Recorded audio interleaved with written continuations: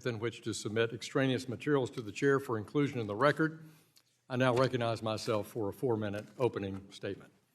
First, let me welcome our witness, the Honorable Kevin Warsh, in his first appearance before Congress as our new chairman of the Federal Reserve. Annual inflation is still running above the Fed's 2% target.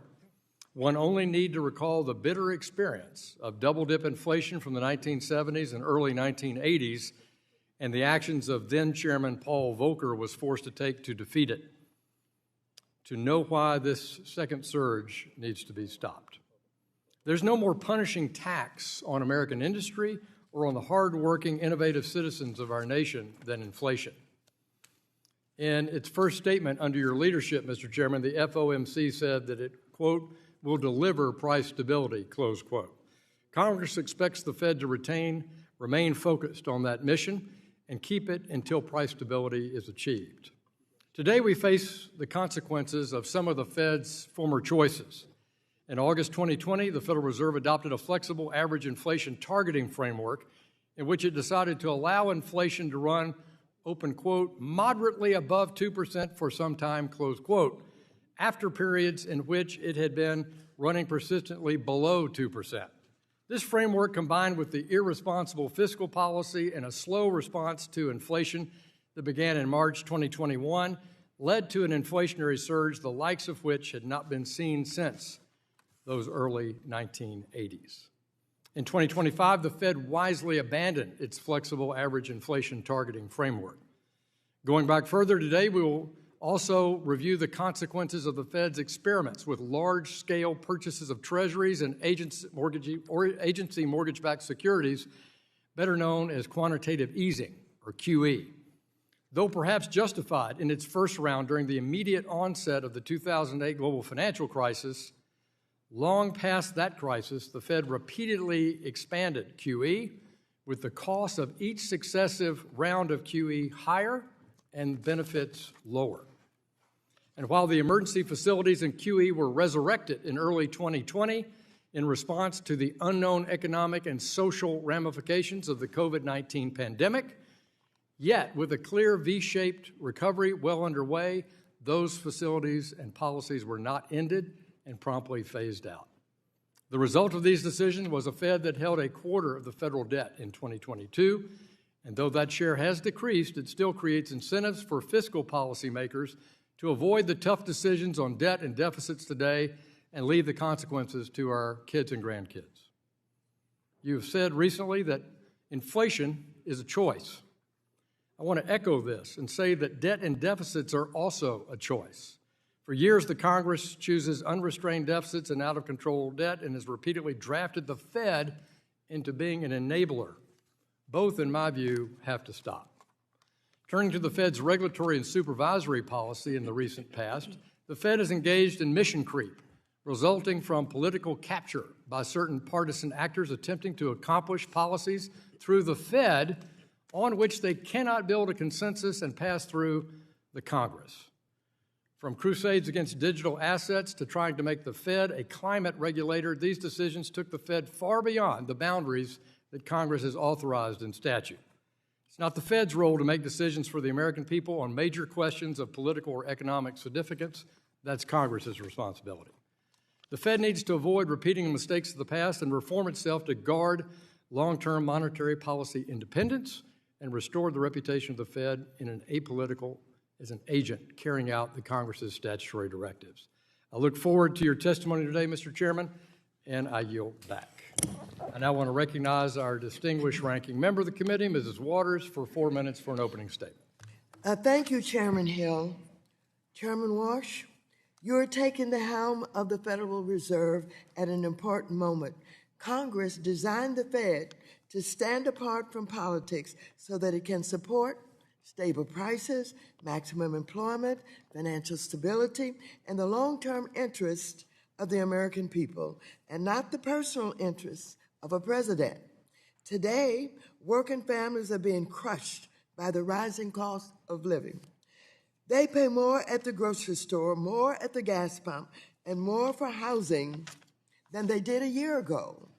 Just today, the Bipartisan Joint Economic Committee reported that Americans have paid a total of $56.4 billion more in gas since Trump began his endless war with Iran. That's $477 for each household in America. In fact, the Federal Reserve's own research shows that 1 in 10 Americans skips meals because they simply cannot afford it. Workers are also worried about what artificial intelligence means for their jobs and their financial security. The one common thread of all of this is Trump, whose policies and actions made the economy and the concerns of American people so much worse. His tariffs have driven up costs for consumers and businesses. His attacks on independent financial regulators have undermined confidence in the mission of institutions that have protected the public. His war in the Middle East, which has no end, continues to hurt gas and grocery prices. Despite this pain being felt by American families, there is one family making fistful of money, the first family. The Trump family has earned more than $2 billion since Trump returned to office, primarily from new crypto ventures that Trump's administration is supposed to oversee. Yet instead of addressing these growing conflicts of interest, Republicans are legitimatizing all of them. They blocked all efforts to stop this profiteering when they passed the stablecoin and crypto legislation. Chair Warsh, I understand you have committed to divesting all of your financial assets to avoid conflicts of interest. That should also be the case for the President of the United States of America. Turning to the Federal Reserve, Trump has repeatedly attacked your predecessor, Chairman Jerome Powell, because he refused to kiss the ring and bend monetary policy to the president's demands. His administration continues to try to remove your colleague, Governor Lisa Cook. I hope we hear from you today how exactly you will defend your colleagues and the Federal Reserve. You should also take no comfort in the Supreme Court's shielding the Fed when it overturned Humphrey's executor. The court vastly expanded presidential authority over independent agencies, and it is likely to still come for other functions of the Fed, like bank supervision next. Committee Democrats will continue fighting to protect the independence of the Fed and other agencies, strengthen consumer protections, and build on an economy that prioritizes working families, not the president, the wealthy or the well-connected. So I look forward to your testimony today. I yield back the balance of my time. The gentlewoman yields back. I now recognize the chair of the Task Force on Monetary Policy, Treasury Market Resilience, and Economic Prosperity, Mr. Lucas of Oklahoma, for a 1-minute opening statement. Thank you, Mr. Chairman, and welcome, Chairman Warsh, to your first hearing as chairman, and congratulations on your confirmation. We look forward to your testimony today on the Monetary Policy Report. In your first meeting, you announced a number of welcome reforms, including establishing 5 task forces that many members are eager to get your thoughts on. For example, former Chair Powell had committed to review some of the Fed's communication tools, and although we expected that to be completed last August, alongside the review of the consensus statement, it is yet to happen. A review of the Fed's communication tools is long overdue, and we look forward to your focus on completing that project through the task force. We also spent time this Congress examining the composition and the size of the Fed's balance sheet, an effort that you are now undertaking at the Fed. It is vital that the Fed get this right. We welcome continued collaboration on that front. And I have a lot to talk about today. I look forward to your testimony and our discussion, and I yield back, Mr. Chairman. Thank you, Mr. Lucas. I recognize the ranking member of the Task Force on Monetary Policy, Treasury Market Resilience, and Economic Prosperity, Mr. Vargas of California, for a 1-minute opening statement. Thank you, Mr. Chairman, and Ranking Member Waters for calling this hearing. Further, thank you, Chairman Warsh, for coming before this committee, especially so early on after being confirmed. Public service is a noble undertaking, as you know, so thank you once again for taking it on. We appreciate it. I enjoyed our conversation Last week, and as ranking member of the Task Force on Monetary Policy, Treasury Market Resilience, and Economic Prosperity, I will remain vigilant of the actions you take as chairman. The independence of the Federal Reserve is my top concern. No influence from the president or others to raise or lower interest rates whenever they want to.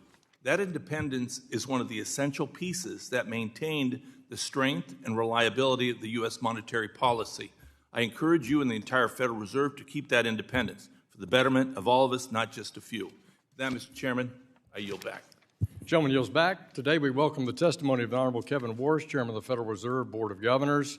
Chairman Warsh, we thank you for taking time to be with us today. You'll be recognized for 5 minutes to give an oral presentation of your written testimony. Without objection, your testimony will be made part of the record. I now recognize you for 5 minutes.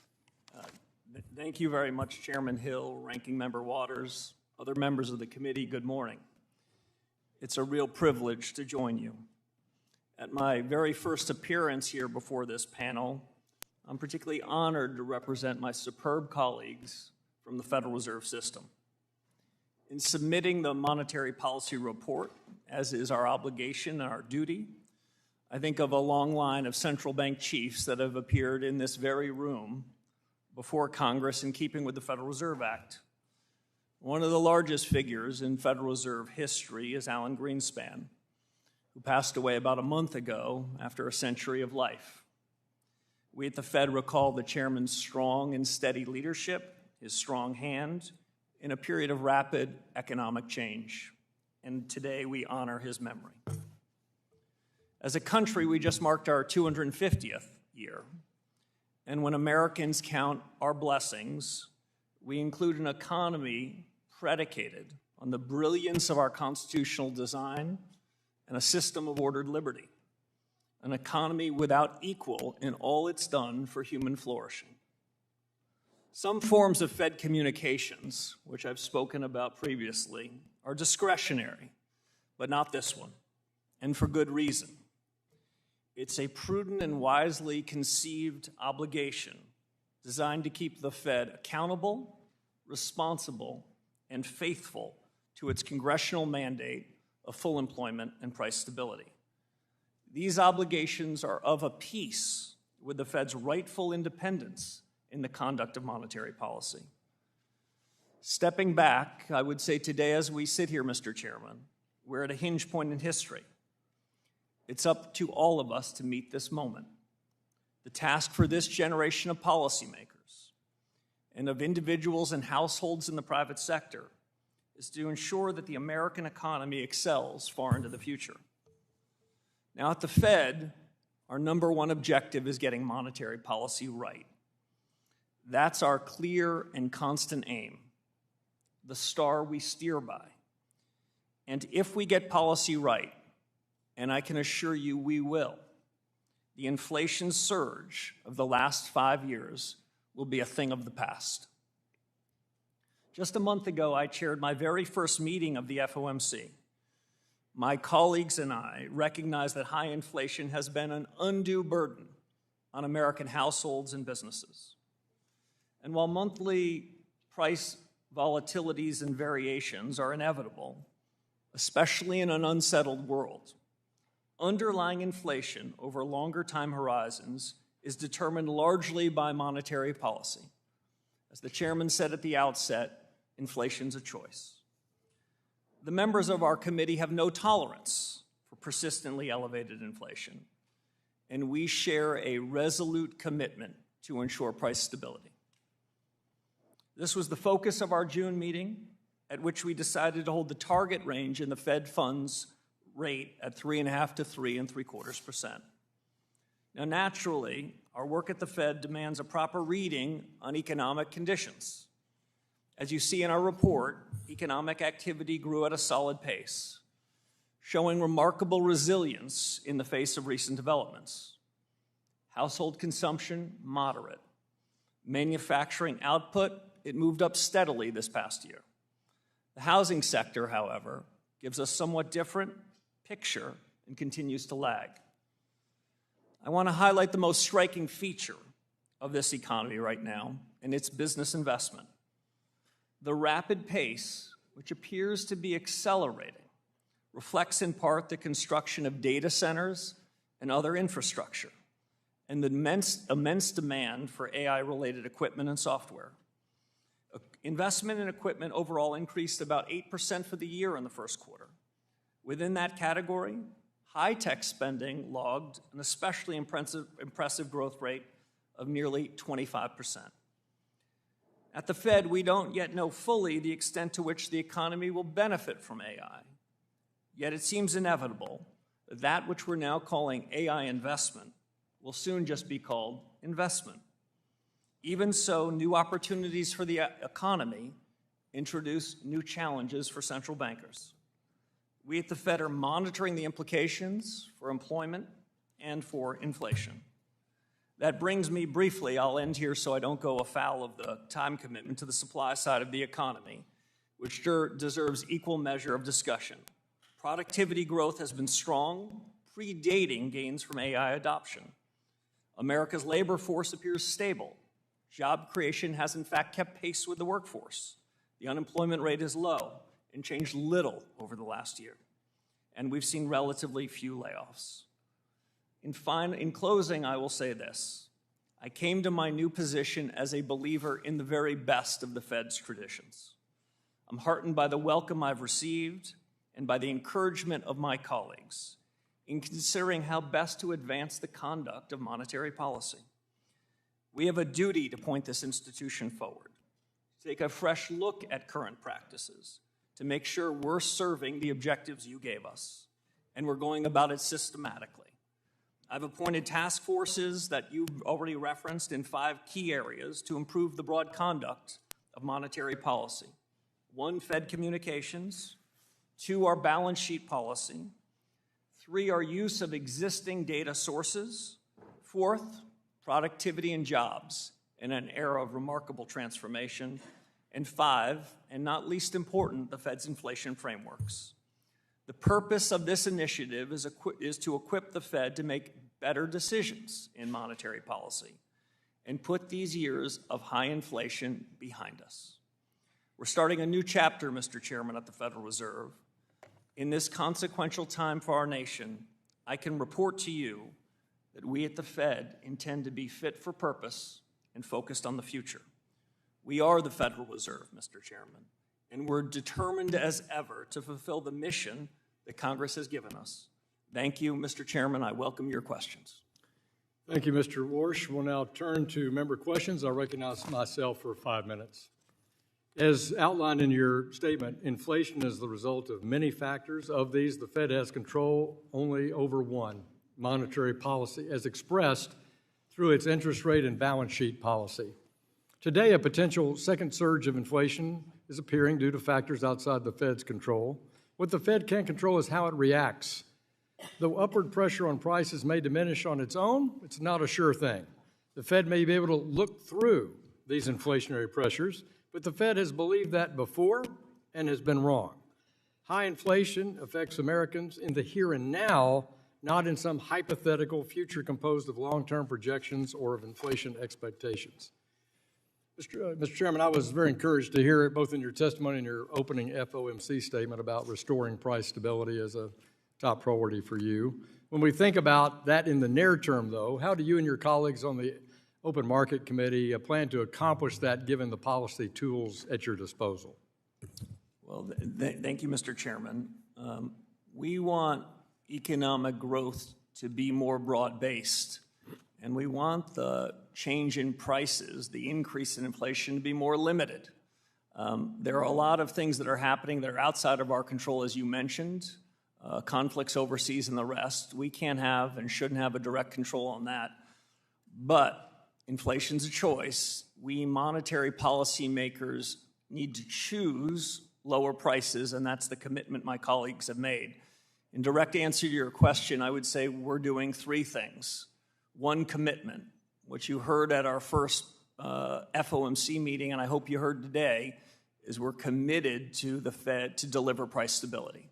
We're committed to the 2% inflation goal. And so for businesses or households or market participants who came into this saying, well, they said before they were committed, but they seem to have tolerated a higher level of inflation, that commitment is resolute.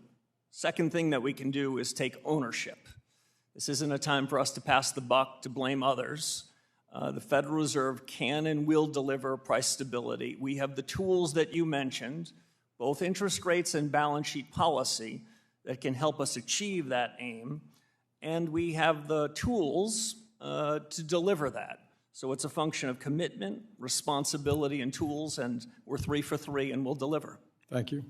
I referenced in my opening statement about the 2020 decision on tolerating higher inflation and that it's now been abandoned by the board. Clearly, I think that was a policy error. It was praised by some at the time in August of 2020, but I found it alarming at the time it took place. First of all, do you agree with the FOMC's decision to abandon that?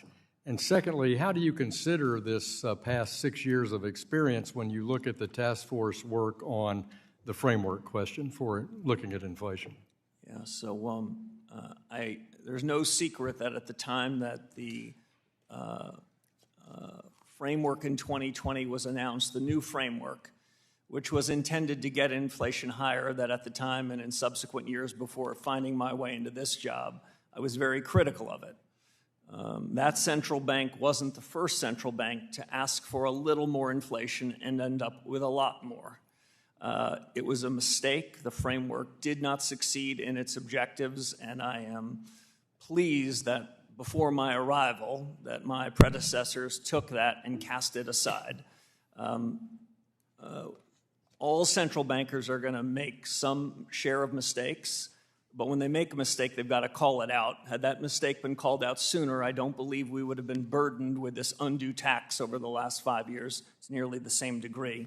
That's why we are reform-oriented. That's why my colleagues and I are so driven by these task forces to think about them anew. And in final response, I'd just say one of the task forces you mentioned is to revisit the inflation frameworks that the Federal Reserve uses so that we can better understand what will cause inflation to rise and fall and what we can do about it. Well, thank you. And you also referenced courage in your opening statement, and you've just outlined the toughness of the set of policy choices that you and your fellow governors have. So difficult that your longtime predecessor, Arthur Burns, described that mission as the anguish of central banking to try to cope with the different structures. So in the last seconds I have left, will your task force work review the issue of what you have control over versus what is in the control of the Congress and regulatory and executive branch authority? Yeah, I'll be brief in my response given the time. There's no anguish in central banking here, Mr. Chairman. We have the commitment, the power, and the responsibility to deliver on the mandate that this committee gave us, and we will. We've got full ability to do it, so you will not hear me blaming anyone else. Thank you, Mr. Chairman. My time has expired, and I recognize the ranking member, Mrs. Waters, for questions for 5 minutes. Thank you, Mr. Chairman. Chair Walsh, Section 10 of the Federal Reserve Act states, and I quote, "No member of the Board of Governors of the Federal Reserve System shall be an officer or director of any bank, banking institution, trust company, or Federal Reserve Bank, or hold stock in any bank, banking institution, or trust company," quote unquote. This prohibition ensures there's no conflict of interest arising from your role in making decisions as a regulator that could lead to your personal profit. Yes or no? Do you think that's a sensible prohibition?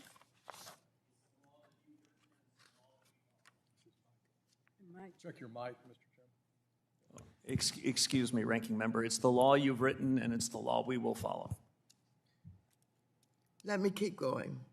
Vice Chair Baumann and FDIC Chair Hill testified last year that this prohibition is good public policy as it ensures that bank regulators serve the public's best interest and not their own.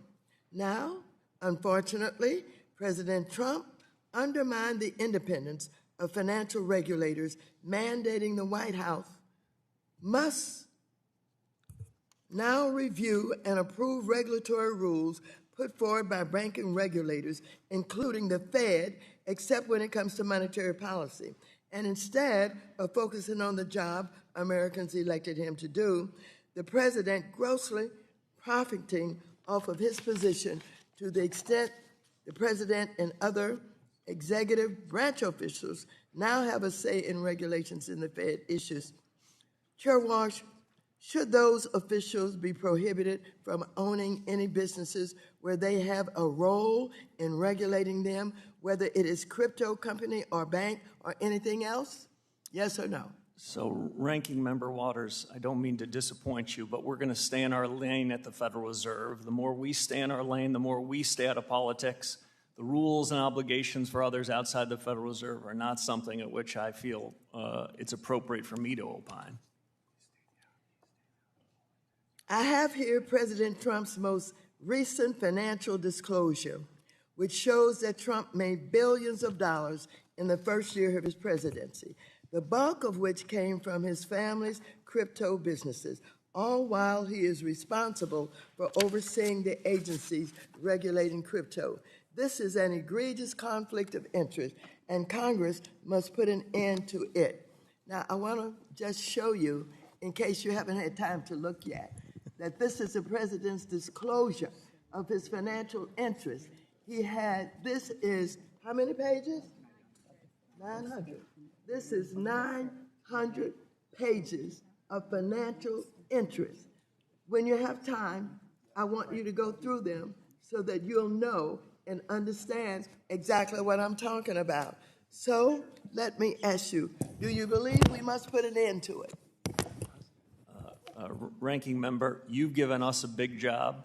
We've begun in 6 short weeks to tackle the big job, and I'm focused on that. Well, let me just go further with the prediction markets.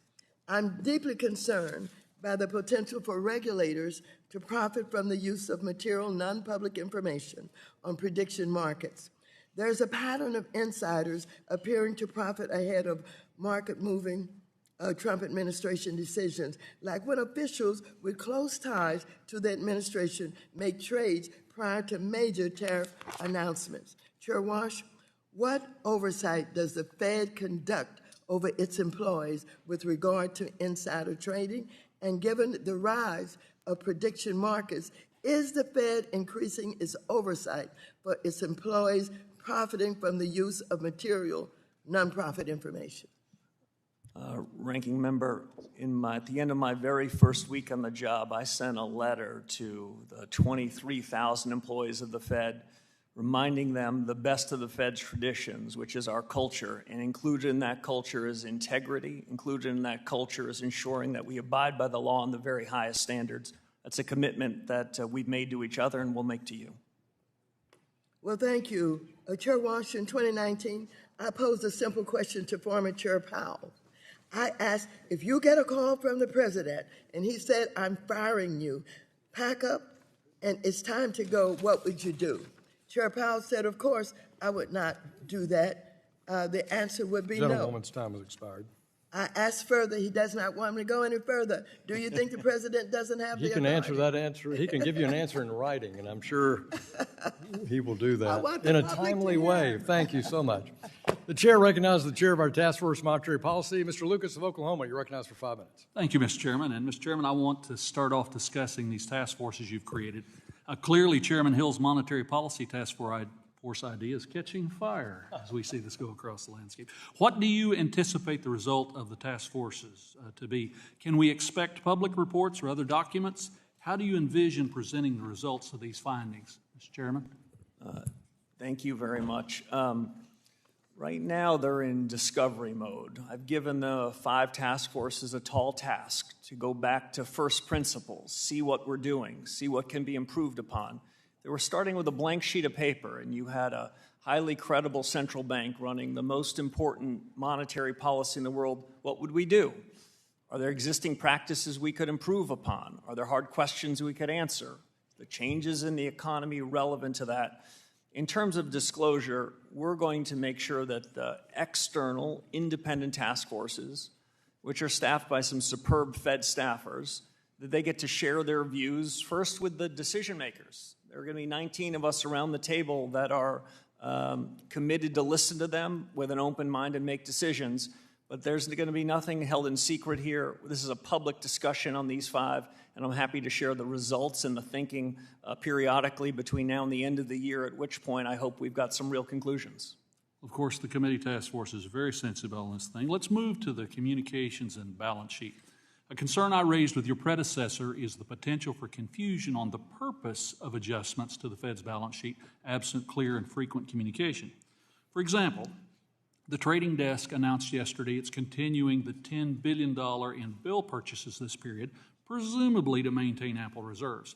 I understand not wanting to preempt the work of the communications task force, but can you share your thoughts on balance sheet policy communication? Will you make it clear to the markets when shrinking the balance sheet is intended to tighten monetary policy rather than a deregulatory effort to avoid market distortions? Yeah, you raise a couple of very good points. First, that some of the boundaries of these task forces will overlap. In some sense, each of the task forces are charged with obligations that are ultimately the FOMC and the Board of Governors. So the communications task force and the balance sheet task force, there might be some overlap in their work. But let me cut to the chase. The balance sheet policies since the global financial crisis when I last served, the balance sheet regime has changed quite significantly. The size and duration of assets the Fed's holding have changed massively. They changed first in a period of crisis. That was the design of this new balance sheet policy. I don't want to prejudge decisions that this task force makes, but it's no secret of my long-held views, and I'll just state them 3 ways. One is the balance sheet is part of monetary policy. Monetary policy is made both through interest rates and through the balance sheet policies. The balance sheet isn't merely about plumbing. So that's point 1. Second, I want to assure you that if there were a change in balance sheet policy, that we would preview it, explain it, debate it, and no changes in balance sheet policy would happen without good advance notice to the likes of this committee and broadly financial markets. And 3, as we think about balance sheet policy, we at the Federal Reserve have to do, I think, a strong and compelling job to stay clear of fiscal policy. We want to be out of the fiscal policy business, which is between you and the Treasury Secretary and the President, and focus on monetary policy. Those are among the big questions I've asked this group of 3 distinguished leaders to take on, and I look forward to hearing what they have to say about it. The composition of Treasury purchases continues to trend towards more price-sensitive market participants. The MPR details this trend along with the strong demand and increased liquidity, though we know from experience conditions can worsen quickly in the crisis. How are you thinking about financial stability and the threat of fiscal dominance as Congress fails to get spending under control while the demand for our debt, including the Federal Reserve, continues to change? So it's an excellent question. As we sit here today, the average duration, that is the average outstanding stock of assets that are held by the Fed and U.S. Treasuries is about 6.5 years. The Treasuries that held in the market are about 4.5 years. I understand in periods of crises, like the 2020 pandemic and the 2008 crisis, central banks, by design, needing to step into markets to create a fair price. But in more benign times, when our overall holdings are larger than the market, that's something where monetary policy is, in the language of former Chairman Volcker, on the edge of its authority. These are among the questions that this task force will look at. Thank you, Mr. Chairman. Yield back, Mr. Chairman. Gentleman yields back. Chair recognizes the ranking member of the House Small Business Committee, Ms. Velasquez of New York, for 5 minutes. Right here. Welcome to the committee. I would like to start with a straightforward, simple question. Do you work for Donald Trump? Yes or no? If I'm permitted to say, we're an independent central bank. We're honored to be independent. Our independence came from you. Okay, that's enough. Thank you. What steps would you take if the president or others in the administration target you or your fellow governors because he doesn't like how many of them are voting on interest rate policy? So it's not my intuition to engage in hypotheticals, but I'll tell you this: the Supreme Court said that's an easy way out. The Supreme Court said that the Federal Reserve and the conduct of monetary policy is independent. the extent there were questions about it, the courts answered those questions. So what would you do? I would continue to do my job. Okay, good. Chair Warsh, do you agree that current monetary policy exists in an extremely polarized and politicized environment? Outside the four walls of the Federal Reserve, there's no doubt a lot of politics. But my goal inside the central bank is for there to be no politics. To the extent there's politics there, we're going to get rid of them. Well, I, along with many on my side, will say that the attempted firings of a sitting Fed governor and Fed chair in the central bank's 111-year history is quite the politicization and polarization of the Fed. Chair Warsh, at your nomination hearing a few months ago, you said, and I state, I am committed to ensuring that the conduct of monetary policy remains strictly independent. You just said that. Are you still committed to conducting independent monetary policy today? Absolutely. Given the current mistrust of government and the political environment surrounding your appointment, the decision to limit communications and offload Fed objectives to clandestine task forces with no clear transparency calls your motivations into question. Can you commit today to institute an explanatory framework that details the reasoning of the Fed's actions following policy changes? I'm here today, Congressman, to do just that. And I think I've demonstrated in my first 6 or 7 weeks in office a commitment to independence and a commitment to reform. Those two are of common importance, and I'm going to deliver on both of them. I'm glad to hear that. Thank you. Chair Warsh, at your first post-AOMC meeting as chair, you were asked how you intend to handle Fed communications going forward. You answered, and I quote, "We made some changes today. I expect more changes to come, and some of those might well be worthy of a press conference." To me, that is not a very definitive standard. Can you commit today to creating a fixed public standard for which FOMC decisions and procedural changes trigger a press conference rather than deciding case by case which ones might be worth it? Yes or no?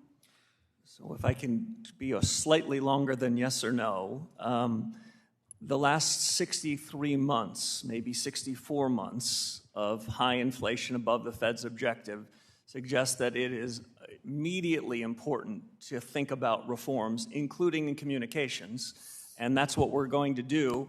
I don't expect any of the change in communications to be about hiding the ball. The purpose of a change in communications is to do one thing right, which is to get monetary policy right. I hear you, but are you instituting any standards that will qualify for a press conference as a worth news for the public and hear us in Congress? So in a word, yes, and we have a task force that's going to help us think about how to do that and do a better job of getting policy right and making sure that you know what we're doing and why.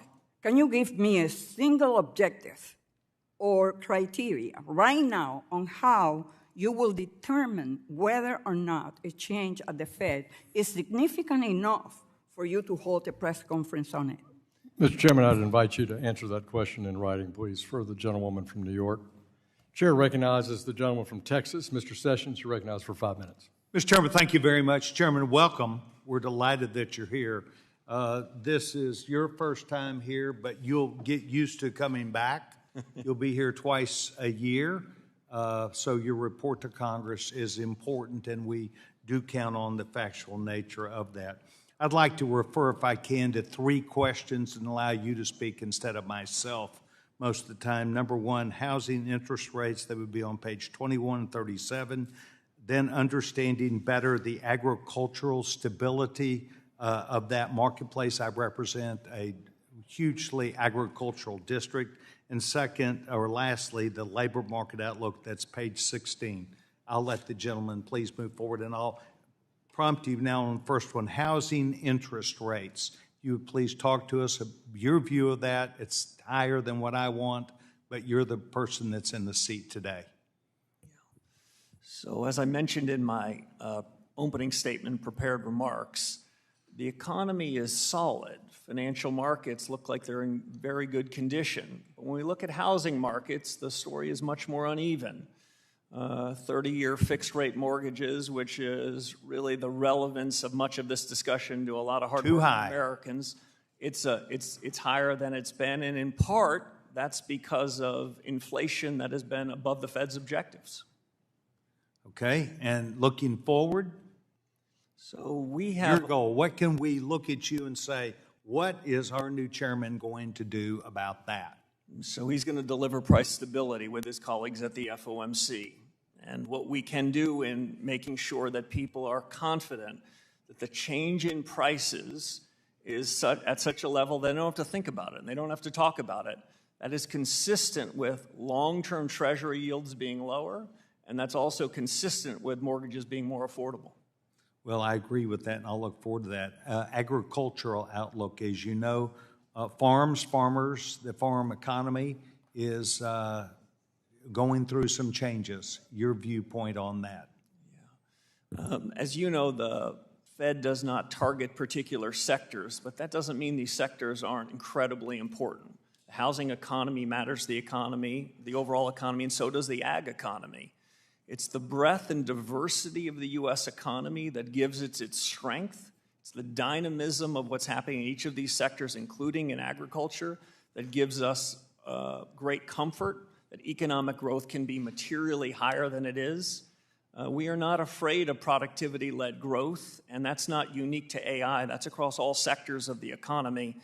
As I mentioned to Chairman Hill, we're looking for growth to be broader and the change in prices, the inflation in prices to be more limited. Agriculture is not immune to either of those developments. Well, the Agriculture Secretary has been added to some of your important committees to make sure there's discussion. I hope that you will listen to her. It is important for you to understand that when people talk about the stock market or investment, farmers and ranchers look out in their backyard at the cost of their equipment, at the cost of their land, at the cost of things. They don't have a stock market. They have their own investment. And I think that the Secretary can be there to completely continue to remind you of that. Labor market outlook really looks good. Page 16, sir, your take. Yeah, so the labor market has been remarkably resilient. The increase in nominal wages has been solid. You might have heard in my comments at the beginning of this a bit more focus on the price stability part of the mandate. I want you to know, though, that there is no disfavored part of the legislative remit that you gave us. The dual mandate is your word to us that we're going to focus on price stability and on full employment. I intend to do just that, and if I could add one other thing, in my view, the two parts of the mandate are not in conflict. This is not an either-or proposition. The more we can do to deliver low and stable prices, the more we can get it such that people aren't worried about inflation, the more employers are going to want to hire more workers. So you gave us a remit. We take both parts of it seriously.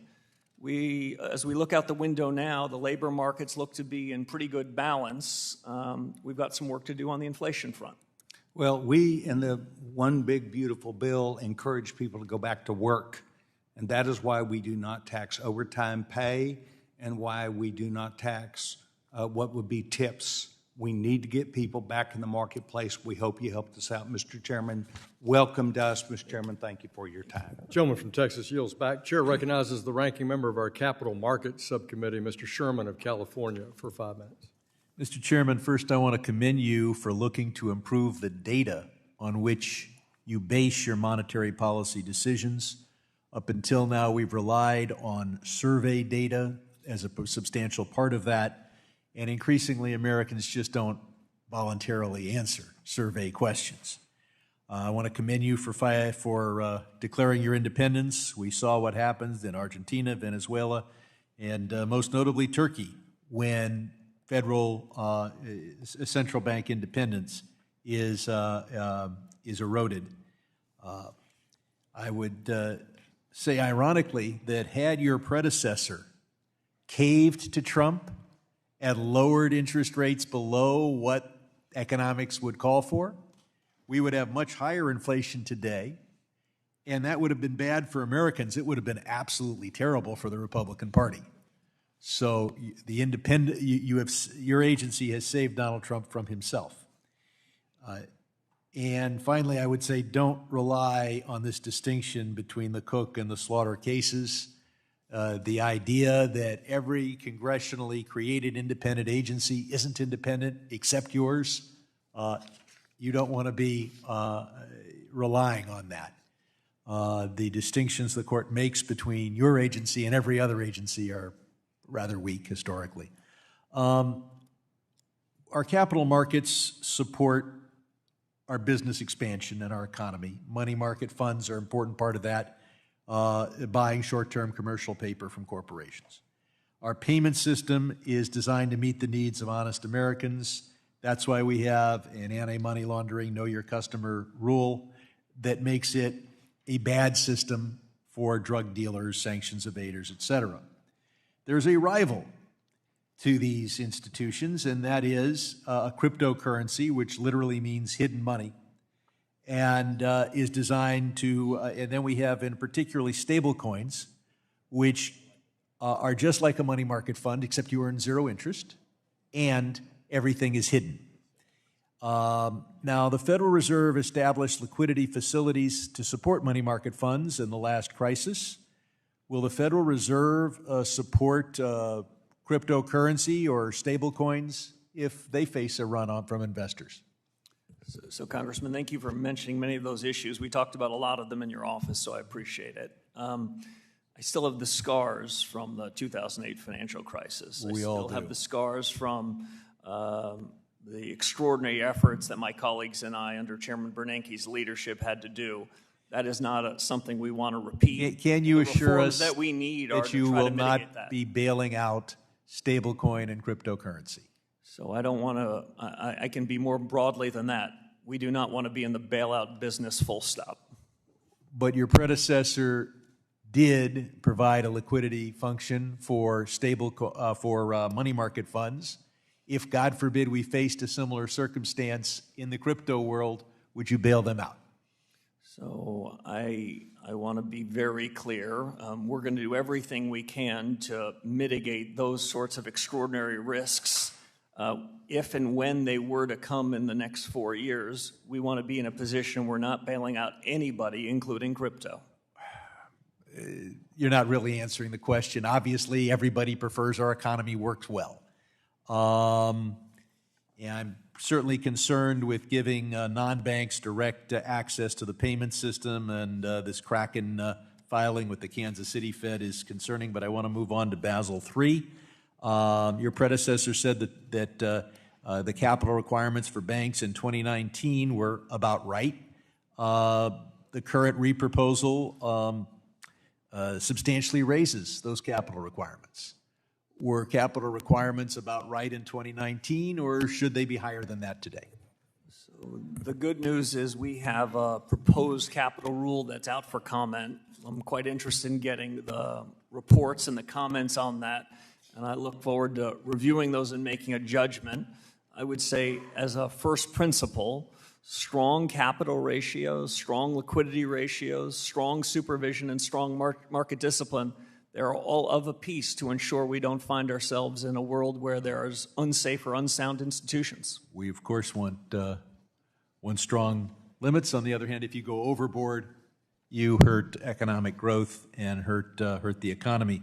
I hope in that review process you'll look at low-income housing tax credits, where you've already moved from 400% to 100%. It should be closer to 20%. These are very stable assets. Gentleman's time has expired. My time has expired. Appreciate you, Mr. Sherman. The chair recognizes the chair of our subcommittee on financial institutions, the distinguished gentleman from Kentucky, Mr. Barr. Thank you, Mr. Chairman. And Chairman Warsh, congratulations on your confirmation and swearing in as the 17th Chairman of the Federal Reserve. I am grateful for your commitment to reforming the Fed, and that appreciation is surpassed only by our shared love for Kentucky thoroughbreds and your love of the great sport of horse racing. Let me just ask you, first of all, since you're swearing in over 7 weeks ago, things seem quite a bit different over at the Fed. A few examples: elimination of forward guidance, abstaining from the dot plot, creation of these 5 specialized task forces, and maybe most impressively, taking accountability. Instead of blaming inflation on the pandemic or supply chain interruptions or tariffs or the Strait of Hormuz, you are saying that inflation is always and every time the result of the Fed supporting printing too much money. Tell me, Mr. Warsh, you appear to be quite different from your predecessors. How are you different? So I've known 5 of my predecessors. I've learned particular lessons from each of them.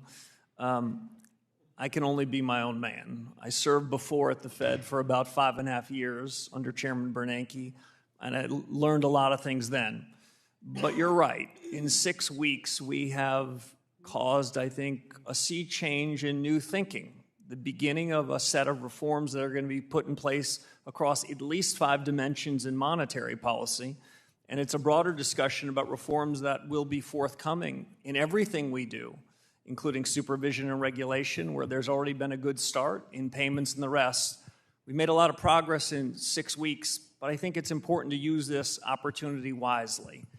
The 63 months of inflation above target has been an unfair burden and has been a tax on the American people and businesses. We plan on getting rid of that tax. If that means we need a regime change in policy and we need new consideration of practices, some of which have been working, some of which haven't, that's what we aim to do, and we're just getting started. Well, I appreciate your commitment to being different. Let's talk about overhauling Fed communications. This from a Wall Street Journal editorial on June 15th. They write, "Few innovations since 2008 have been as counterproductive as the adoption of forward guidance as a policy tool. The constant yammering, long policy statements, press conferences after every FOMC meeting, nonstop speeches by Fed officials, and above all, the quarterly summary of economic projections has exposed how little the Fed understands about the economy and trapped officials in errant policies." Chairman Warsh, why is it important to do away with the dot plot and end, once and for all, forward guidance? Well, Congressman, I've made no secret, probably over the last 15 years, of my views on communications. I think when central bankers speak like I am before you, it's either one under obligation or in this case under obligation and purpose, which is to share a set of new reforms so that American households and businesses might say to themselves, this is a regime change in policy. We're only beginning it. I'm keenly interested in the views of these 5 task forces, and ultimately these are decisions that are going to be made jointly. The best of the Fed's traditions are to work collegially, and I've really been quite impressed how open-minded my colleagues have been to take it up, specifically in communications. If we were to share with you our every passing thought, I worry not that there's anything wrong with us, but we're human. And if we were to give you my projection today about what we'll do when we meet in 2 weeks, what we'll do over the course of the year, that we'd then find ourselves sort of taking information that's consistent with our priors and rejecting information that's inconsistent. It's not the way we want to do things. We want to get policy right, and I think being somewhat more circumspect in our communications, at least for me, is a better way of calling balls and strikes. Finally, thanks for your commitment on dealing with this mission creep. In recent years, the Fed has concerned itself with matters outside of its dual mandate, including diversity, equity, inclusion, climate change, and the like. That's why the Fed's joining the network of the greening of the financial system distracted the Fed from the very important job of price stability. How will you keep the Fed from rejoining the network for the greening of the financial system or veering into these peripheral and distracting matters that go beyond the statutory remit of the Fed? by being very clear of our obligations. You told us that our job is full employment and price stability. You gave us plenty of other hard work to do. We'll have a series of reforms outside of monetary policy. Our plate is full. We will not be wandering into other areas, I can assure you, Congressman. Thank you. I yield back. The gentleman from New York, the ranking member of the House Foreign Affairs Committee, Mr. Meeks. You're recognized for 5 minutes. Thank you, Mr. Chairman. And congratulations, Mr. Chairman. Let's jump into this, because in your testimony, you talked about the Federal Reserve's, and I quote, rightful independence in the conduct of monetary policy, which is good. Now, as the Chairman Hill has indicated, I also do some foreign affairs work, and I'm very concerned about what's taking place in the Strait of Hormuz and rising cost of gas, because we know that when those prices go up at the pump, it gives higher transportation and energy cost, and they work their way through the economy, generally making groceries, high-end household goods, etc.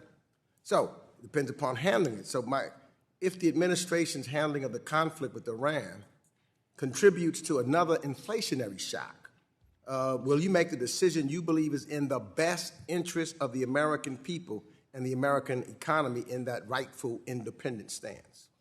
Congressman, that is always our commitment, to make the best decision we can, consistent with the remit and our understanding of the world. And as I said to the chairman at the outset, we'll deliver price stability. So, and that's, still based upon what we've seen from the president thus far. Now, I just want to be clear, make sure that, because I got to be clear on this, that if the president publicly pressures you to pursue a different course than the one you believe is in the economic data supports, will you follow the president's wishes or follow the data? My commitment to you is to follow the law and follow the data, follow our very best judgment. And that's even if he publicly criticizes you for doing it.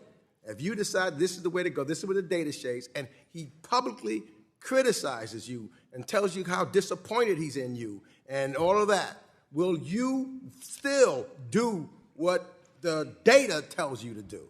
I will, Congressman. You ready for that? I'm ready to follow the law, and I'm ready for the Fed to deliver on the expansive remit that you gave us. I'll make only one other note. We have a wide lens. We're interested in what's happening in the war. We're interested in what's happening in military conflicts around. We have to take that all in, but then we have to shut the door and make our very best decision. That's what we're going to do in a couple of weeks, and that's what we'll do in the remainder of my tenure. Thank you. So now I want you to know that I support innovation, but I also believe that the Federal Reserve has a responsibility to protect the integrity of our payment system from political pressure and short-term enthusiasm. And I believe that the administration has made expanding access to fintech and digital asset firms a clear priority of his, but the Federal Reserve has long evaluated access to its payment infrastructure based on safety and soundness, operational resilience, and effective risk management, and the stability of the financial system. Not politics, not political priorities.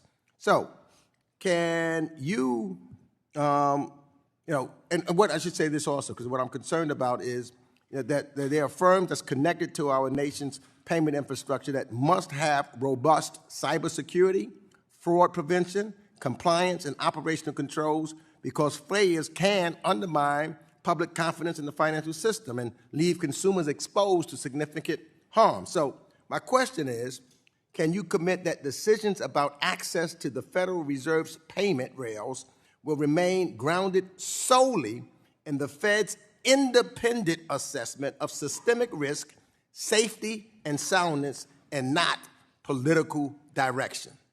We're going to keep politics out of the Fed. We're going to stay focused on the responsibilities you've given us. And I think you highlight something very important. This new technology revolution, which is hitting the Federal Reserve and the economy, provides huge opportunities. The United States can lead in payments. Our economy can be the strongest in the world and improve its growth rate, but it's not without risks, and we at the Fed are going to strike the right balance between the challenges and the opportunities in payments and more broadly. Let me just ask this, I got 28 seconds, but what objective standards must any firm satisfy before you conclude that the benefits of innovation outweigh the risk to consumers and the broader financial system? I like the way you think. A benefit cost test is a good test for economists like us, and if the benefits exceed the cost, then that's the kind of policy, procedure, and objective we want to pursue. Thank you. Thank you, Congressman. Gentleman yields back. The chair recognizes the chair of our Capital Markets Subcommittee, Ann Wagner of Missouri. You're recognized for 5 minutes. Hi, thank you, Mr. Chairman, and welcome, Chairman Warsh, and congratulations to you. My work on the Capital Markets Subcommittee as chairman has been focused on giving the American people and our small businesses more options and access to our markets, giving the everyday investor and the local employer better opportunities to grow their financial future and kind of on their own terms, I'd say. Under the previous administration, we saw a heavy-handed regulatory approach that aimed to strip risk out of our markets entirely. And time after time, the Biden-Harris administration pushed policies that limited financial freedom and stifled growth. Our capital markets are, as we all know, the envy of the world, and that is because we allow Americans to weigh risk and reward for themselves and make the financial decisions that are best for them and their families. Chairman Warsh, at a high level, how do you view the Fed's role relative to the financial system, both as a central bank and as a bank regulator? And I guess what I mean is, should the Fed try to engineer all risk out of our economic system, or should it act as a prudent observer that only intervenes when truly necessary? Congressman, it's a leading question which I can answer with we need to strike the right balance. We are not trying to take risks out of markets in normal times. The economic growth that I mentioned to your colleague just a moment ago comes about because of a certain dynamism in our financial markets, which comes from a dynamism in the real economy. That isn't created by the Federal Reserve, but we can be a foundation with clear, steady policies, delivering on the remit that you gave us so that the American spirit and American economic growth can continue to be the envy of the world. Something on the top of mind for myself and certainly for my constituents in Missouri's 2nd Congressional District is the state of the economy, including the cost of living, job growth, and interest rates. Though it is often characterized as being tasked with a dual mandate, the Fed, in fact, has multiple statutory mandates, including stable prices, maximum employment, moderate long-term interest rates, and financial stability. When the Fed leans into one of these goals, sir, it can create ripple effects on the others, forcing a balancing act between competing priorities. Chairman Warsh, how do you weigh these different mandates and the trade-offs between them?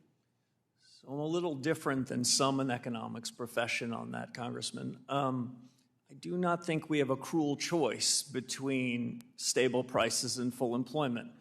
I think the mandate that you and Congress gave us are entirely consistent.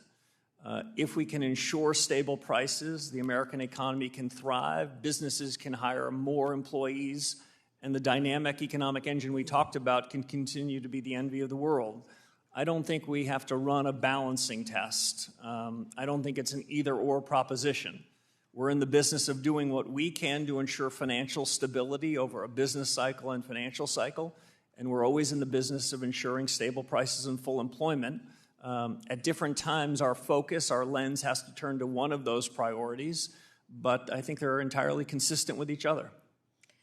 Which leads to my next point here. There are some who believe, Chairman Warsh, that the Fed should be used as an everything regulator, where instead of acting as an observer of markets, the Fed attempts to actively manage them beyond its statutory responsibility. Chairman Warsh, how does this mission creep affect the Fed's reputation, and should the Fed take actions beyond those specifically authorized in federal law? We should follow the law. There is a tendency when circumstances get tough for any regulatory agency, any agency to go to the edge of their authorities, but that's when politics enter the door. My objective, the objective of my colleagues, is to keep politics out, and the way we do that is we steer clear of things that we aren't authorized to do. Gentlewoman's time has expired. My time's expired, and I think that's the answer we're looking for. I yield back. The chairman recognizes the ranking member of our subcommittee on digital assets, Mr. Lynch of Massachusetts, for 5 minutes. Thank you, Mr. Chairman. Welcome, Chairman Warsh. Good to see you. My congratulations. I was pleased to see that in your opening remarks you spoke to the issue of artificial intelligence. And as the ranking member on AI and crypto, I was just curious to try to tease some more of your thoughts out on that. Not only in the financial services context, but AI in general. I mean, in the past, the Federal Reserve has been able to identify risks of impact to the financial system, but also in a wider context as well. And I wonder if you'd share some of your concerns about that. And I guess I'd like to know, under your leadership, what will be the Fed's approach on AI and how you protect the system from some of the risks that may be attendant to the adoption of AI. Yeah, thank you, Congressman. We talked about this a bit in your office, and I appreciate the time. This is perhaps the most significant change in our economy in my adult lifetime. I take the new investments in intelligence, in some sense, to be one where we have to recognize it's a huge opportunity, but it also comes with risks and challenges. It is not the job of the central bank to provide or be certain of what the consequences are over the next 12 or 24 months. But we recognize that the United States is likely to be a big winner. The United States is at the forefront of these technologies. Both the human capital and the capital provided from investors are happening here. So the efficient frontier of these technologies are happening in the United States. This is a benefit broadly to our economy. But I don't want to sound overly complacent about it. These technologies also offer threats when they find their way into adversaries' hands. The infrastructure at the Federal Reserve, the infrastructure at our banks, large and small, they must feel new pressure as people are looking to use these technologies to do harm. So these technologies can be used for good and for harm. Over the long term, I think the U.S. is the winner. Over the long term, I think there is a material improvement in productivity, which should have a material improvement ultimately in wages and the strength of the economy. But the long term it can be quite far out, and we've got to monitor things month by month, quarter by quarter as we get there. Yeah, the thing that troubles me is every time we talk about AI, I hear about this race, and it's us against China, or it's us against South Korea, or countries in the EU. The problem with that thinking is that in this race, and we're seeing the velocity of change is enormous. It's exceeding obviously our ability to regulate AI. At the end of the day, I don't see the United States as the winner. I don't see China as the winner. I see artificial superintelligence as the winner. That's where we're rushing along this course, and at the end of the day, we're creating either us, and it doesn't matter whether the creator of artificial superintelligence is a good guy or a bad guy, or a good gal or a bad gal. That superintelligence itself will be the entity that we have to confront, and I just worry about the broader impact of what's going on right now. There's tremendous resources, as you know, being poured into AI. I just hope that the course of regulation does not meet the same fate that the regulation of crypto did, where the crypto industry spent close to $250 million up here on Capitol Hill, and they got the bill they wanted. If that happens with AI, we are in serious existential trouble, not only in this country, but in this world. And I do believe that the Fed, your position, has influence, has the ability to seek out those dangers that others may not identify. And I just ask you to please consider your role and the resources that you have, that maybe you can put a task force together to look at the broader implications of the adoption of AI. They can't even show us, they can't even explain some of the things that they're using right now. The explainability gap is enormous, but I welcome you. I wish you the best. I really do. I wish you the best for all of us. Gentleman's time has expired. I yield back. Chair recognizes the gentleman from Georgia, the Vice Chairman of our Financial Institutions Subcommittee. Mr. Loudermilk, you're recognized for 5 minutes. Thank you, Mr. Chairman. And Chairman Warsh, welcome. Thank you for being here, and Godspeed with the position you now have, and we wish you the best of luck. Thank you. First, I want to talk about Operation Choke Point. As you are fully aware, Operation Choke Point 2.0 involved partisan actors at the Fed using, as a quote, reputation risk as a means to target and debank firms and individuals in the digital asset ecosystem. The energy industry, and really anyone that partisan actors at the Fed believed unworthy of a bank account or loan. This was especially egregious given the fact that the Fed does not have a statutory authority from Congress to supervise for reputation risk. While I'm happy that reputation risk has been wiped from the Fed's guidance to examiners, can you please tell us what steps the Fed can take to durably ensure that statutory silence is never again abused by partisan actors to attempt through the Fed what they cannot make through law in Congress, and also what actions that you may be taking? So thank you, Congressman. Reputational risk has been removed from the dashboard that supervisors and regulators will have anything to do with. My view is that being a good supervisor and regulator is tough business, and we don't need to make it harder by bringing politics into it.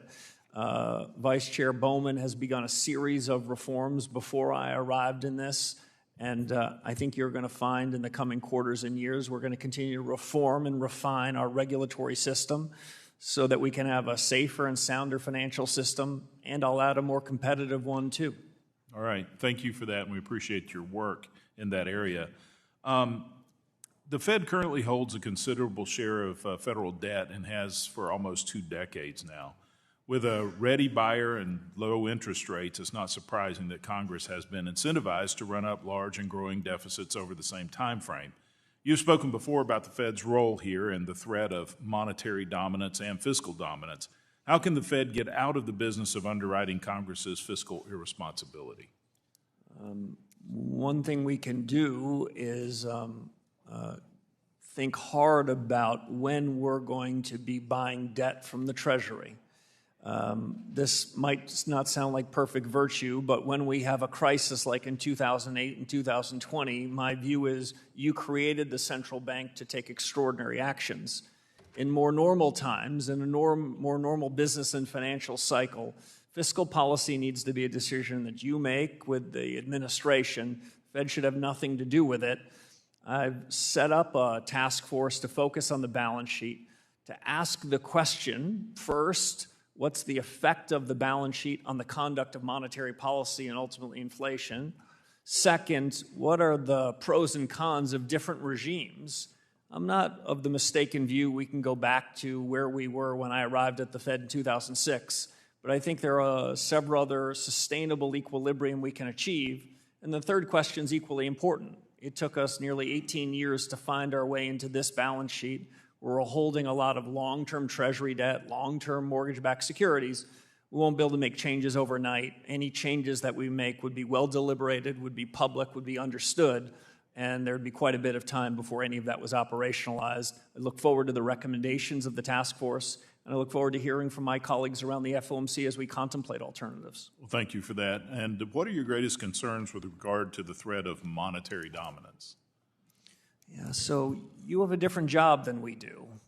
The independence that many of your colleagues have spoke about this morning is a political and economic decision to give us the pen on interest rates, to let us be the deciders of monetary policy.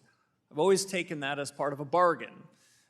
You're giving us independence in that, and my judgment is we should be staying out of fiscal policy. We shouldn't be weighing in, no matter how tempting it might be, either directly by buying assets that have some flavor of fiscal policy, or by opining on subjects that really isn't our business.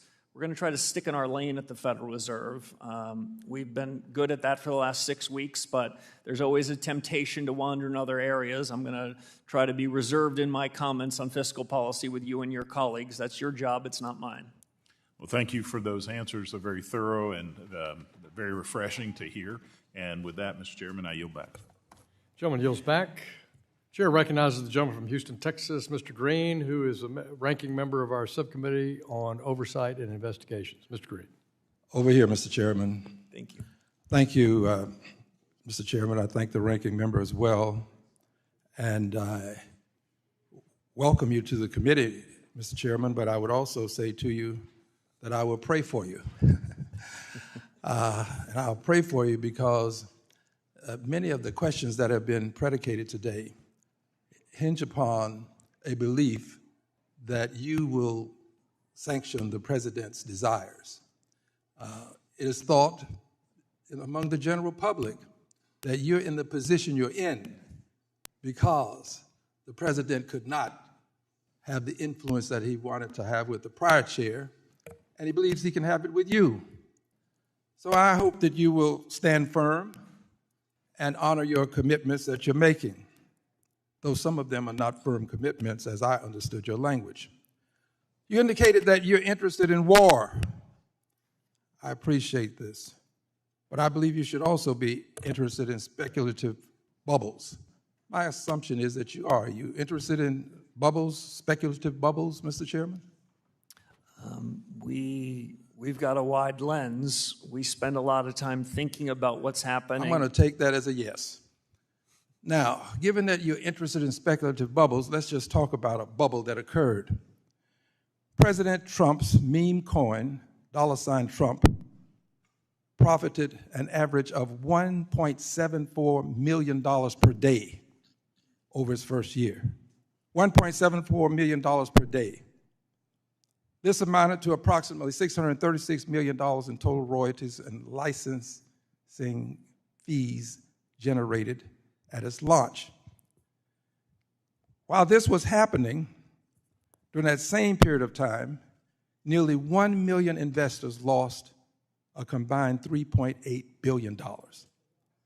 This is because that meme coin lost value, dropped precipitously in value. It was a bubble, by the way. It is nothing. Anybody who's listening to me, if you've invested in a meme coin, you've invested in nothing. Zero. In a righteous world, it would be illegal. But given the Secretary of the Treasury that we have currently, it is not. And that's very unfortunate. SEC, the Secretary of the SEC, it is not. I think that we should concern ourselves with these speculative bubbles.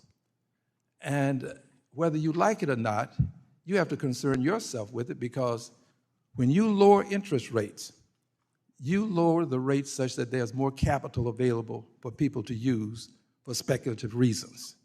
So you have to be concerned about it whether you want to or not, because you don't want to see a speculative bubble.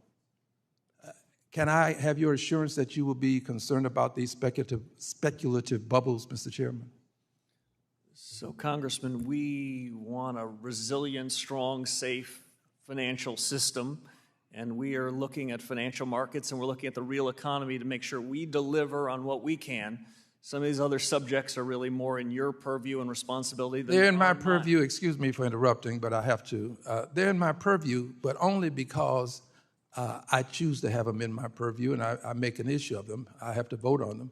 But they're in your purview, too, because you decide whether the rates go up or down. And if you lower them, then people can engage in these speculative bubbles, such as the Trump meme coin, and they can lose a lot of money. Losing billions of dollars while the president makes millions on a daily basis. This is the epitome of ridiculosity. At some point, we all have to take a stand, Mr. Chairman.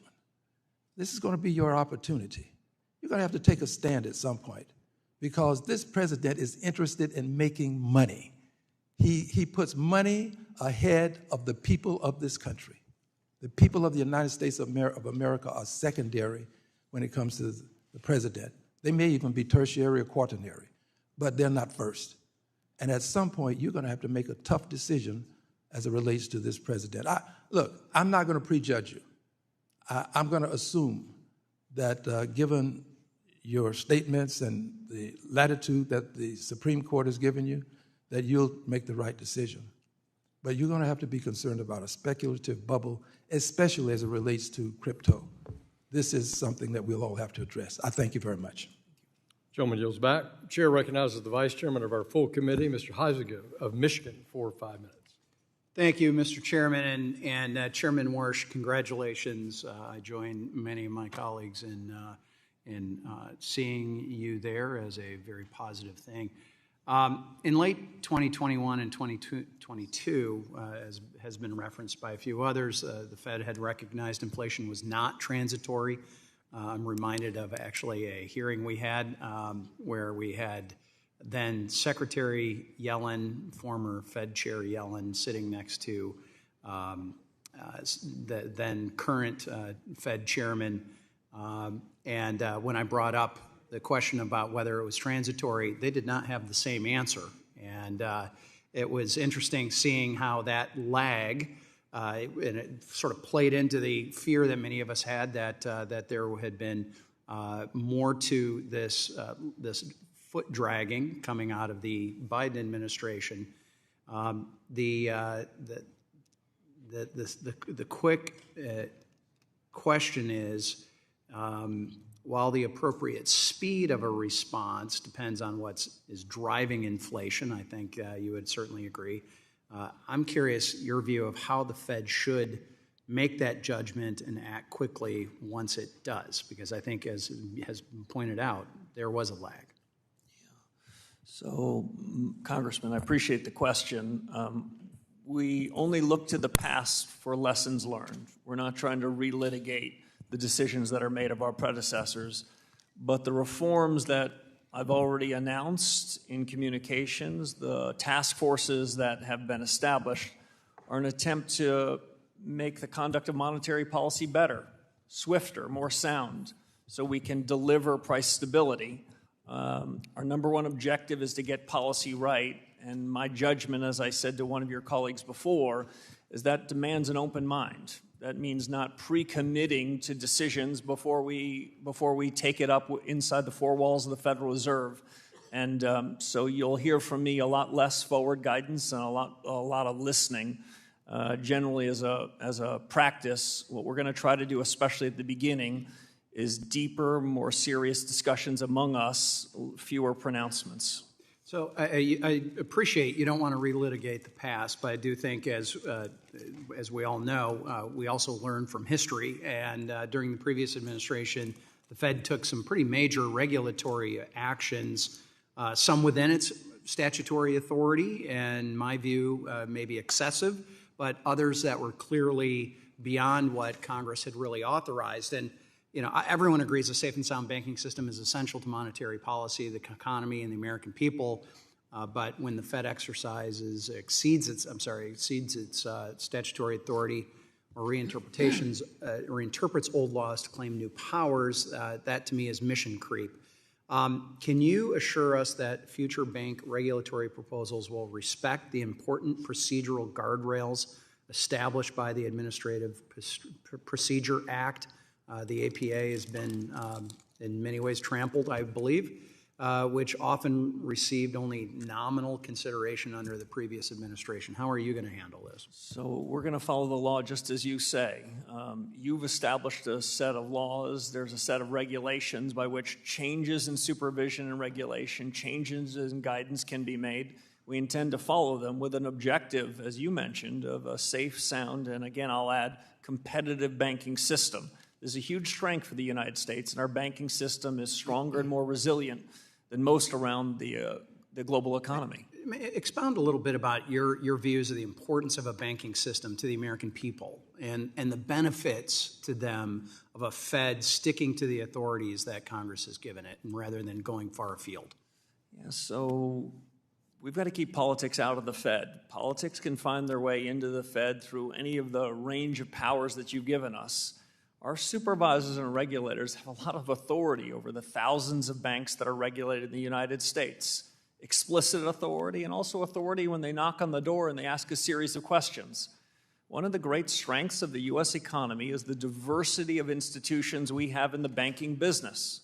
Most of the G20 counterparts we have, they have a handful of banks. They're implicitly backed by their government. One of the untold strengths of our economy is the diversity of our banking system. We've got regulators that need to ensure that the regulation and supervision are tailored to what happens in those institutions. One size fits all might work for other countries. It doesn't work in the U.S. And the vision I have, Congressman, is liquidity and credit that comes up from the real economy through the banks. Thank you. And gets aggregated, not top-down liquidity provided by the Federal Reserve. Expired. Thank you. I yield back. Thank you. Chair recognizes the ranking member of our subcommittee on housing and insurance, Mr. Cleaver. You're recognized for 5 minutes. Thank you, Mr. Chairman. Let me first, before I ask any questions, express my personal appreciation for you and Ranking Member Waters for allowing and giving my partner, Mike Flood, and I the opportunity to go out and deal with this housing issue that, frankly, I think is going to add a whole new dimension to our ability as a federal government to increase this human need for housing. So thank you very much. I appreciate, and I know he does as well, all of the freedom that you guys gave us. Thank you, Madam Ranking Member. Mr. Chairman, congratulations for your new step and your career and for being here. I appreciated having a good conversation with you prior to this hearing. And I'm sure that you're not surprised that there's a great deal of interest in independence. And in theology, you said there are 4 endowments of the human species, and one of them is independence, that we have an independent will. And I'm interested in a declaration of independence, if you will. Wax eloquent on your view about the independence of the Federal Reserve. So the independence of the Federal Reserve is sacrosanct. Part of the reason for the Fed's power comes not just from a printing press, though it can be useful from time to time. It comes from our credibility to make the best choices we can, consistent with the law that you've written for us. And that credibility is bolstered if we are and are perceived to be independent. And so that's a commitment I can make to you, because that's the way we can best do our job. Well, thank you very much. Independence is a big deal in the real world, and then certainly with the Federal Reserve. But I also have to say that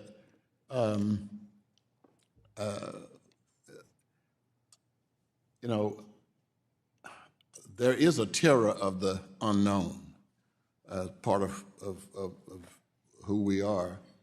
And the oldest and strongest of the human emotions is fear. It's almost the first thing we have, the even babies will jump because there's a fear of falling. Even they may not even realize they're in the world, but there is this fear. And I'm not sure what to call this, maybe AI anxiety, but I clearly have it.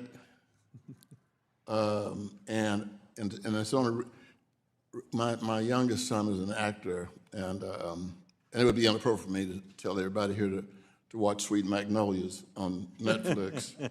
However, I am concerned, he's concerned, as many of the people in that business, about what AI can do to that whole profession. But there's this fear that at some point that AI may become more intelligent than human beings, and then put us in a situation where we become obsolete. Do you have, as the chair of the Federal Reserve, concerns about AI that you wish we knew and would address? Thank you, Congressman. This is the most exciting opportunity, but with it comes the kinds of risks and challenges that you highlight. We at the central bank need to look at these with a view towards what do they mean for our mandate? What does it mean for our expectations of inflation over the next couple of years and beyond? What's it mean for employment? You told us that's our job, and so we have to look at artificial intelligence and the surge of technology with open eyes about it. I must admit that part of these challenges, I see huge amounts of talent and thinking inside at the Federal Reserve, but I wanted to bring in some outsiders to share a view, so I've created a task force on productivity and jobs to help us think about that connection. We're not outsourcing anything. We're ultimately Gentleman's time has expired. We're ultimately going to make these decisions, but American ingenuity has found its way into artificial intelligence, and it's an exciting time, but one that we're not complacent about. Appreciate Thank you, it. Mr. Chairman. Thank you. Chair recognizes the chair of our subcommittee on digital assets, Mr. Stile of Wisconsin. You're recognized for 5 minutes. Thank you very much, Mr. Chairman. Chairman Warsh, thank you for being with us today. A year ago on Saturday, the Genius Act was signed into law. And with that, a series of deadlines for rules to be promulgated began, and the clock began to tick. You came into your job confirmed approximately 2 months ago. The deadline for the Fed to promulgate rules is this Saturday. Will the Fed meet that deadline? Well, it's a fair and open question. I have been corrected. I've not been in the job 6 weeks, but 7. We're racing to put that out by this deadline. I'll just add one other thing, Congressman, without taking too much of your time. I think rulemakings from the bank regulators are best when we have a family fight between and among us, so that there would be one proposed rulemaking for comment. It might not be exactly true this time, but that's my objective, that we'd be coordinated in issuing our rulemakings at the same moment. I appreciate that. I think from this body, I think there's a huge opportunity with stablecoin in particular to make sure that consumers are protected. That was one of the drivers of us passing that legislation. There's a lot of work to be done. You're new in your new role with the Fed, but we would like to be updated if, in fact, that deadline is not made. And then, in fact, when those rules will be promulgated, we're all anxiously awaiting, so appreciate your attention to that. Let me shift gears. There's been a lot of talk about AI, obviously, as any new technology, as you have said, brings forward opportunity but also risk. One argument, of course, is the labor market could collapse. We heard that offered by a couple of our colleagues. Of course, as we look back at other technological cycles in the United States, we've actually seen standard of living increasing. Jevons paradox tells us that actually as technological cycles come through, we have opportunities for greater employment, in particular if we get the rules of the road right, as in many ways the United States has in previous technological cycles. How are you analyzing your role with full employment, in particular as it relates to this next technological wave? If this cycle, Congressman, is like the previous positive technology shocks, the U.S. will be richer, will be more productive, there'll be more labor, there'll be more wages, there'll be more compensation. That is if this follows prior trends. This technology shock is likely more significant. This is probably the biggest change in my adult lifetime because it's not just the creation of a new widget. What it is, it's changing the method of innovation and the speed of innovation, and I can't think of a country on earth as well positioned to take advantage of it. So that's on the one hand, but on the other hand, it can lead to disruption. My own best guess is that the advent of the technology will be augmenting existing work, that employees that were there will be more productive. And ultimately, at the end of the day, I don't believe in the lump of labor fallacy. All the jobs that are there have already been created, and the technology will remove some. Well, it might be disruptive in the near term, but it'll create a lot of other jobs. Just to give one example from history, and then I'll close. Who knew at the creation of the internet that the internet would create 1.5 million Uber and Lyft drivers? I certainly didn't. So I want to be very open-minded about the job-producing elements of it. But we have a day job, and it's to deliver on price stability and full employment.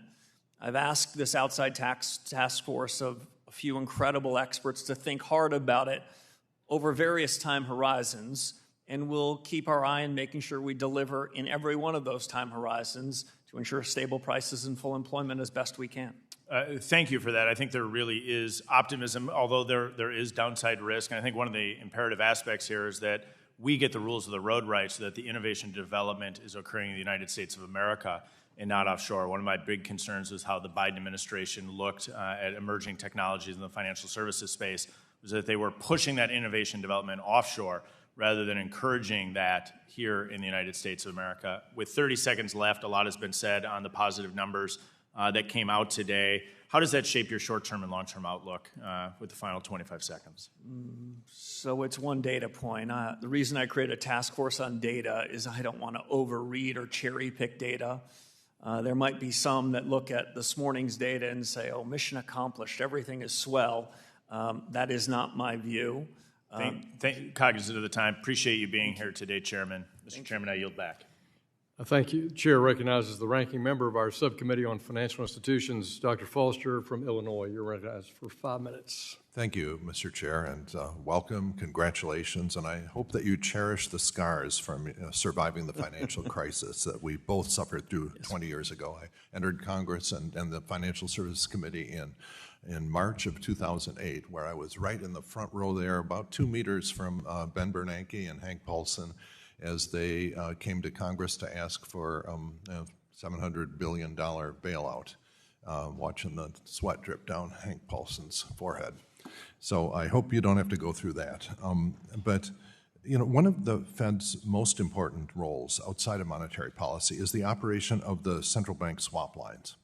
And these, as you know, were absolutely crucial in preventing the global financial crisis from becoming a global depression. And I think, to my mind, remains the major reason why the U.S. dollar is the world's indispensable reserve currency, in an area where, by the way, the Chinese are trying to become increasingly competitive. And so the problem, of course, is that right now we have in the White House an occupant who sees his every power as a means of rewarding his friends and punishing his enemies, domestic and foreign. We saw that an example in the Argentine bailout, where he implemented swap lines using the Treasury's Exchange Stabilization Fund. I think he pretty much maxed it out. But to reward one of his MAGA allies internationally with a $20 billion loan at well below market rates, or probably they couldn't get a loan from anyone at that point.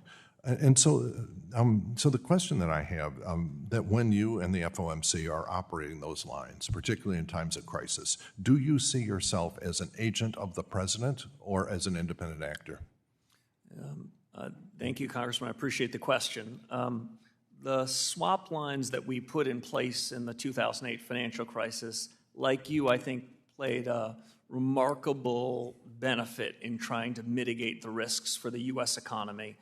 And it reinforced that the dollar is the dominant currency in the world. Now, my judgment as central bank chief is to let the dollar policy be discussed by the Treasury Secretary and leave that to him. But historically speaking, I think the swap lines played a major role. The dollar liquidity swap lines that the Fed has put in place are about the conduct of monetary policy. So those are independent, but I just want to distinguish one thing.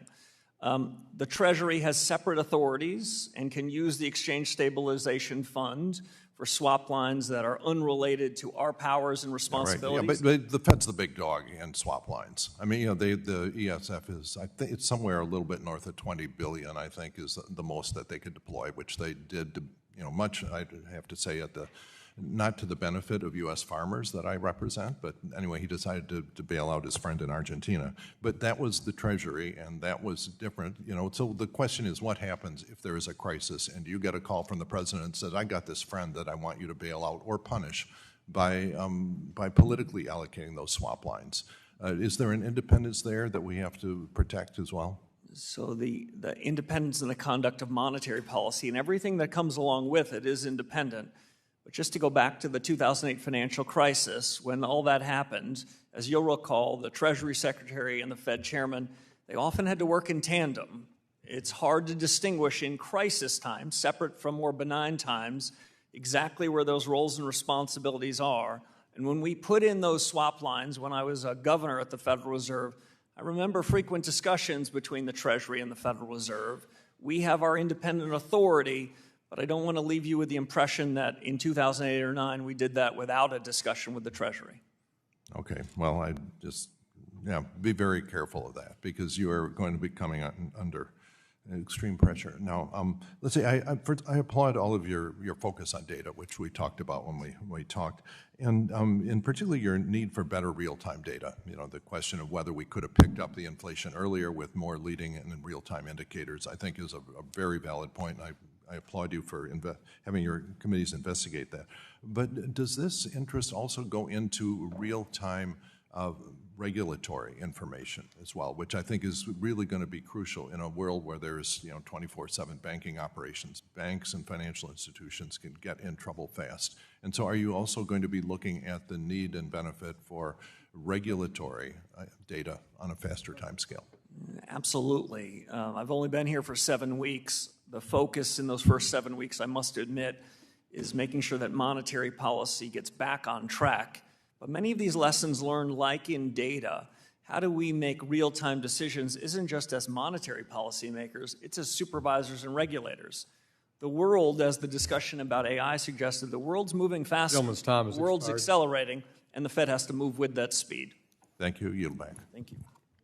Chair recognizes the chairman of our Subcommittee on National Security, Mr. Davidson from Ohio, for 5 minutes.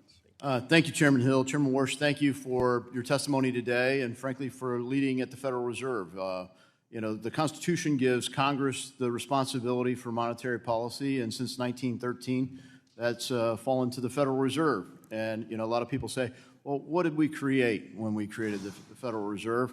And the fight over the shape of our monetary policies is as old as Alexander Hamilton versus Andrew Jackson. So I think a lot of my constituents wonder, what happened to the purchasing power of their dollar?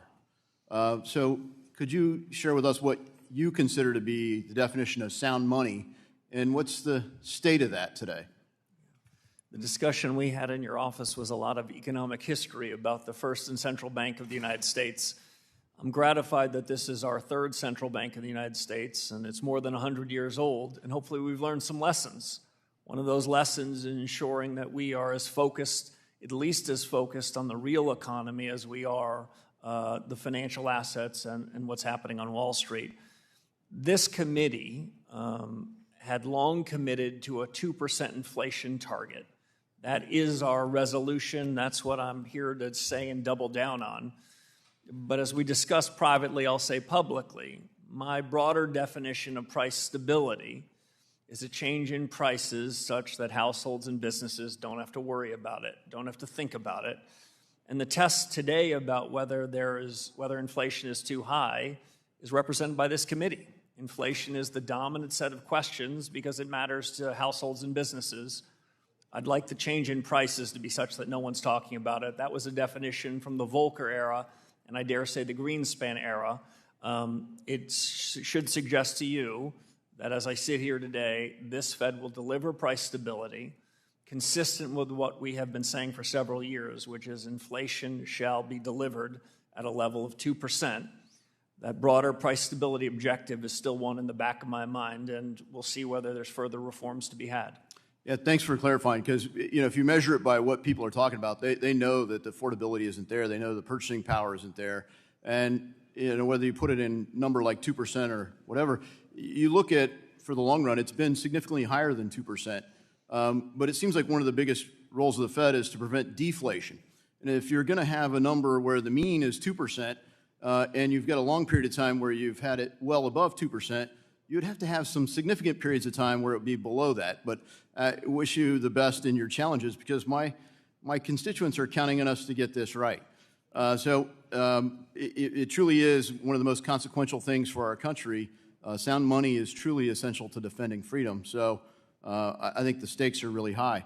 One of the things that we look at is the connection to the way that the market functions. The Federal Reserve covers massive fiscal deficits, and they certainly do that when they're the purchaser of treasuries. They load up their own balance sheet. In some ways, you don't get a price signal. What's the real 10-year? What's the real 30-year? Well, when the buyer is the Federal Reserve, you don't know whether they're creating a higher rate or preventing a higher rate from happening because it distorts the market. And we also talked about, in this regulatory role, there's a sort of bridge between the Federal Reserve as a regulator and a monetary policy role. So I wonder, when we think about what we created with this version of the Federal Reserve, do you consider the Federal Reserve subject to executive authority? I mean, when there are executive orders that are issued, let's say just relating to the regulatory side, not monetary. I get some of the concerns on steering monetary policy. Presidents have always had an opinion on that. Well, if you put out a regulatory framework and the executive order relates to the regulatory structure of the Federal Reserve, is the Federal Reserve subject to executive orders? Yeah. So it's a good question. Let me say a word, if I can, in 53 seconds about that, and go back, if I can, to say something about what you were talking about in setting prices rather than taking prices. First, as you know, I'm prepared to do everything I can to ensure the independent conduct of monetary policy. You can hear from all sorts of people, but we're going to call it the best we see it. On regulatory and supervisory policy, I do think it works best when the bank regulators, who you've all given authority to, when we can work in concert. I tend to not like it when there's a regulatory arbitrage, if an institution's trying to choose between whether to be regulated by the OCC, the FDIC, or the Fed. So I'm encouraged to have a robust discussion with my colleagues at other bank regulators about what we think is the right public policy. But if we think that the right public policy is different than theirs, we'll put it out for comment and notice, perhaps even as early as Saturday. Thank you. My time has expired, and I yield back. Chair recognizes the ranking member of our subcommittee on national security, Ms. Beatty, also of Ohio, for 5 minutes. Thank you, Mr. Chairman and ranking member, and to you, Chairman Warsh. Thank you for being here today. And let me first start out by thanking you for reaching out to have a dialogue with me, and I look forward to making that happen. Also, I certainly appreciate your response, particularly to Congressman Meeks and Congressman Foster, on you holding firm on independence and that you would protect the data and the law. That goes a long way with me. I want to start with a question about the housing market. As you are aware, the Federal Reserve monetary policy heavily influences the United States housing market through setting of benchmark interest rates that directly dictate the mortgage rates and housing affordability. Many homeowners were able to access mortgages at historically low interest rates during the pandemic, but rates have more than doubled since then, and I'm concerned about the impact this is having on first-time home buyers and minority borrowers in particular, who are also facing high home rates and insurance policies. Homeowners are exiting pandemic-related forbearances and also are struggling to enter into affordable repayment plans due to the high interest rates, which in many cases could push them into foreclosures. Now, I understand that the Fed can't increase housing supply or prevent foreclosures directly, but I'm interested to hear your thoughts on the impact of rate hikes on the housing market, especially for those more vulnerable homebuyers. And certainly, you know, we have a new amazing housing bill, the 21st century. I have to get that plug in, that I have 6 bills in that. So now I yield to you. Thank you, Congressman. We stay out of housing policy, and as the debate that's been had in this room suggests, you all have a lot to say about what housing policy is going to be, but I don't want to suggest that we don't touch it. We don't target housing, we don't target any particular sector, but the decisions we make have a big effect on housing. Yes. And housing plays a huge role in most households' family budgets, in their savings. So we recognize the importance of it. And rate heights. Correct. Absolutely. We, as I said in my opening statement, I think broadly about the conduct of policy today. I sounded quite optimistic about what was happening in manufacturing, what was happening in output, but you heard me say a somewhat more cautious note about housing. And I think that's in part because monetary policy, when rates were cut to extremely low levels, provided what was thought of as a once-in-a-lifetime opportunity to get the first house. I would prefer a set of monetary policies that are not boom and bust, that don't just make one generation more fortunate about being able to afford their first home than the next. So what we can do in monetary policy is try to be clear about our objectives, deliver price stability in the context of full employment, and not react overtly to any data that happens one day or the next. But we have an effect on long-term rates, and we take it very seriously. And you'll be sensitive to the issues that I'm bringing up. Okay, in my last minute, let me now turn to fraud and scams, which is one of the top concerns that we've been dealing with lately in this committee and my subcommittee. As you know, payment frauds, including scams, often involve multiple institution and payment methods, and no single agency or entity can solve it alone. What specific role do you believe the Fed Reserve should play in helping build a more coordinated cross-sector approach to frauds and scams? Yeah, so it's another fair one. The Financial Stability Oversight Council, which the Fed is a key member of, fraud is on that agenda. That committee is run by the Treasury Secretary under the law, but the Fed has equities there, and the Fed needs to ensure that, especially with this new generation of technologies, that the American people don't lose confidence in our payment system, don't lose confidence in the banking sector that we regulate. So we do have an important role to play there as well. I'm going to interrupt only because I have a few seconds later. I'm glad you mentioned this new generation. I've received feedback that better information sharing between financial institutions and online platforms is key. Do you agree? Absolutely. Real-time information between lender and borrower is a way to make credit more available to more hardworking Americans. Thank you, and I yield back. Gentlewoman yields back. The chair recognizes the gentleman from Tennessee, Mr. Rose. You're recognized for 5 minutes. Thank you, Chairman Hill, and thanks to Ranking Member Waters for holding the important hearing, and Chair Warsh, thank you for being here with us today. Chairman Warsh, prices for agricultural inputs have, after experiencing a spike during the Biden inflation that began in 2021, have remained stubbornly high. Needless to say, families are also in my district were themselves hit by the rise in food prices that began under Biden and your predecessor in 2021. And grocery prices remain persistently high. This strains household budgets and makes it harder for people in my district to put food on the table while also paying for all of life's other necessities that are also more expensive following that inflationary period. We saw in the 1980s how hard it is to deal with persistent inflated prices and the difficult decisions it can place on the Fed to get and keep them under control. Can you please tell us what is the Fed doing and what do you intend to do to ensure that a resurgence of inflation does not materialize? So that's job number one. We cannot, I don't want to overstate, we cannot have a direct, immediate effect on short-term particular prices at the grocery store or in agricultural goods.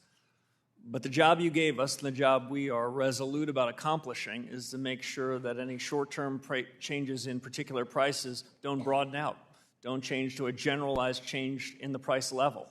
Unfortunately, that's what's happened for the last 63 months, and those days have to be a thing of the past. I'll make one other note. good economics, going back a couple of generations, talks about sticky prices. And the longer that prices have been above the inflation target, it's usually a bit harder to dislodge them and get them lower. Our job, my commitment to you, is to take sticky prices and to unstick them. Thank you. I agree wholeheartedly with that sentiment, so I thank you for your perspective. The Fed made some interesting judgment calls during the last administration when it came to its supervision and regulation decisions. Whether it was the war on digital assets, the crusade to make the Fed a climate regulator, or the use of reputation risk to debank disfavored firms and individuals, the Fed allowed itself to become the instrument of partisan actors pursuing goals beyond the powers that Congress has authorized. The Fed needs to stay in the lane that Congress has handed it and not veer off course whenever political winds shift. When the Fed does the latter, it undermines its standing in the eyes of Congress and the American people. Chairman, will you commit to getting the Fed back to truly sticking to its lane? And if so, how do you plan to do it? So I can make that very commitment. Our credibility in monetary policy, our credibility as supervisors, our credibility in payments, these are all tied together. And the way we erode that credibility are two things. We wander outside of our lane into your lane or into the lane of another executive branch, or we don't deliver on our promises. The first thing we can do is to deliver on our promises, and the second thing is, as you said more eloquently than I did, stick in our lane. That's what we're going to do. Thank you again. Both the G7 and the administration have issued statements or executive orders on quantum computing, encouraging financial authorities and U.S. federal agencies to step up their timetable for transitioning to post-quantum computing encryption algorithms. With just a few years until experts warned that quantum computers could break widely used encryption algorithms, what is the Fed doing to address this future risk? Yeah, so like you, Congressman, it's a future risk. Since I graduated from college more than 30 years ago, quantum computing was always just a few years away. I hope we're there this time because, like in artificial intelligence, I think the United States can be a huge beneficiary. But like with AI, there's risks.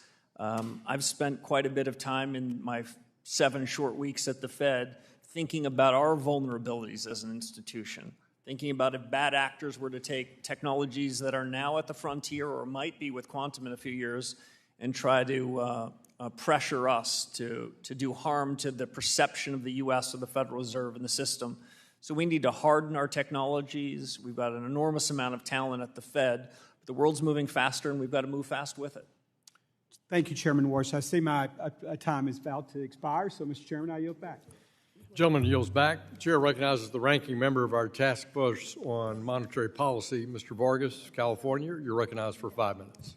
Thank you very much, Mr. Chairman, and thank the ranking member. Of course, I want to thank you, of course. Marsh, I appreciate, like everybody else, the communications that we had, and I want to be honest with you that I wish you the best success. I really do. Thank you. I think if you're successful, I think the Fed will be successful, and if the Fed's successful, I think our economy will be successful. If our economy is successful, I think the American people benefit. So I'm one of the ones cheering for you, and I hope the best for you. Now, I have to say, though, I'm glad we're not litigating the past, though it seems that a lot of my colleagues like to. They talk about the past, Chair, and some of the things the previous president said, so I'm not going to litigate, but I would remind them that they passed their big ugly bill and put trillions of dollars in the deficit and the debt, and they seem to forget that, so there's a little bit of amnesia there. They remember some things well, but they forget others. Now, one of the things that I have sort of strange in my background, or maybe not, I studied to be a Catholic priest for a long time. I was a Jesuit. And they make you do things that are kind of odd when you're starting off as a novice. One of the things they made me do is to take communion to people who were sick. And they would do it as an experiment to test you and to do different things. I remember one person very clearly. He was a man who had been blinded, I should say, at World War II. Wonderful guy. Lived in the Santa Barbara area. And I'd take communion to him. I had to sit there and listen to him for a long time. And he would just talk and talk and talk, and I'm thinking, I'm not getting anything out of this other. I'm sitting with this guy, which is fine. And I finally started listening to him, and I actually learned a whole lot from him. I understood why my novice master had sent me there. And one of the things he said was really interesting. I never forgot that. I said, yeah, people march around and, yeah, they look pretty in their uniforms, but you never know how a person's going to react until they're under fire. And the reason I say that is, you kind of mentioned it too. In ordinary times, it's easy. When the crisis hits, that's when the issue is. That's why if you litigate the past, yeah, okay, you can litigate the past, but the truth of the matter is things happened. The Great Depression, things happened. We were, so blindly stuck on the gold standard and other things. And of course, we talk about the great wealth that the dot-com did. Well, I remember the dot-com bust too. $5 trillion disappeared just like that. And then of course you talked about the 2008 crisis when you were here. And all of a sudden there you had, the government working together, the Fed chair and the Secretary of Treasury. You had to because, the economy was melting down.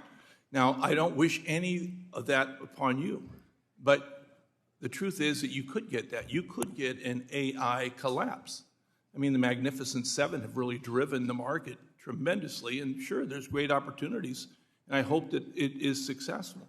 But if it's not, then I hope that you also have the flexibility to figure things out. I mean, my colleagues love to talk about, what Chairman Powell did. They seem to forget that there was a pandemic and that we could have been slipping into a depression if we hadn't done some of the things. They seem to forget, too, the person who closed down the government was actually, in the economy, was actually President Trump. It wasn't Biden. Everybody blames it on Biden. When I was here, it was Trump that did that. The decision he made, I don't know if it was good or bad, but it was the decision he made under fire. So anyway, I wish you the best, but I do want to ask you about that. What happens when, as they say, it all hits the fan? How will you react? Will you react in a way that's flexible, or will you react in a way that almost seems today almost robotic? Well, I appreciate it. I take that as a blessing that my 4 years will be ones of calm and peace and price stability and full employment. So I take it in the way it was granted. But we have to be prepared for shocks that are unanticipated. We have to be open-minded to things that might happen. So while it might not be common for the economics profession, we have to show a lot of imagination. My general view, again, coming out of the 2008 crisis, is we need to think ex ante about what we might do when the shocks happen. And it'd be okay to share with the world how we're buying insurance, how we're trying to protect the resiliency of the Fed systems, how we want the banking system, if times aren't always perfect, to be strong and resilient and competitive. And in the conduct of monetary policy, we want to anchor stable prices, deliver full employment, so if and when the shock happens, we have rebuilt the credibility that may have been somewhat lost in 63 months of higher prices. I am not relitigating the past. I know my colleagues have been trying to deliver on stable prices and full employment for a long time. My time is up. The only and I thing intend I'd to say, do so too. They were honorable people, and I think they did the best they could, and I hope you do too. I know you're an honorable person. Good luck, sir. The gentleman yields back. Chair recognizes the chair of the House Small Business Committee, Mr. Williams of Texas, for 5 minutes. Thank you, Mr. Chairman, and also, Chairman, congratulations to you. America's banking system is the engine of prosperity in this country, and it plays a critical role in creating opportunities. From the community banks that serve small towns and Main Street businesses to the larger institutions that support our capital markets, access to credit is essential for families, entrepreneurs, and job creators. And as a businessman who has owned and operated a small business for 57 years, I know firsthand how important it is to have a banking system that is both safe and accessible. And the American public and the American people expect a chance to pursue their American dream, and access to affordable credit is often what makes that possible. So under the Biden administration, we saw proposed regulations that threaten that dream by making credit more expensive and harder to obtain. So my question would be, can you tell us how you think the Federal Reserve's supervisory role can promote a safe and sound banking system while ensuring businesses and families continue to have access to the credit they need to pursue the American dream? It's a great question, Congressman. I'd say two broad things. One is we need a highly competitive, diversified banking system. This is the secret, one of the unheralded secrets of the U.S. economy. Our banking system is larger. The number of institutions of various sizes serve different constituencies. I think part of the reason why the U.S. has grown faster than our G7 and G20 colleagues is because the banking system here is fundamentally different. Secondly, what I would say about how we do that is we need to have tailored regulation that befits the kind of institution and the customers that they're treating. One size does not fit all.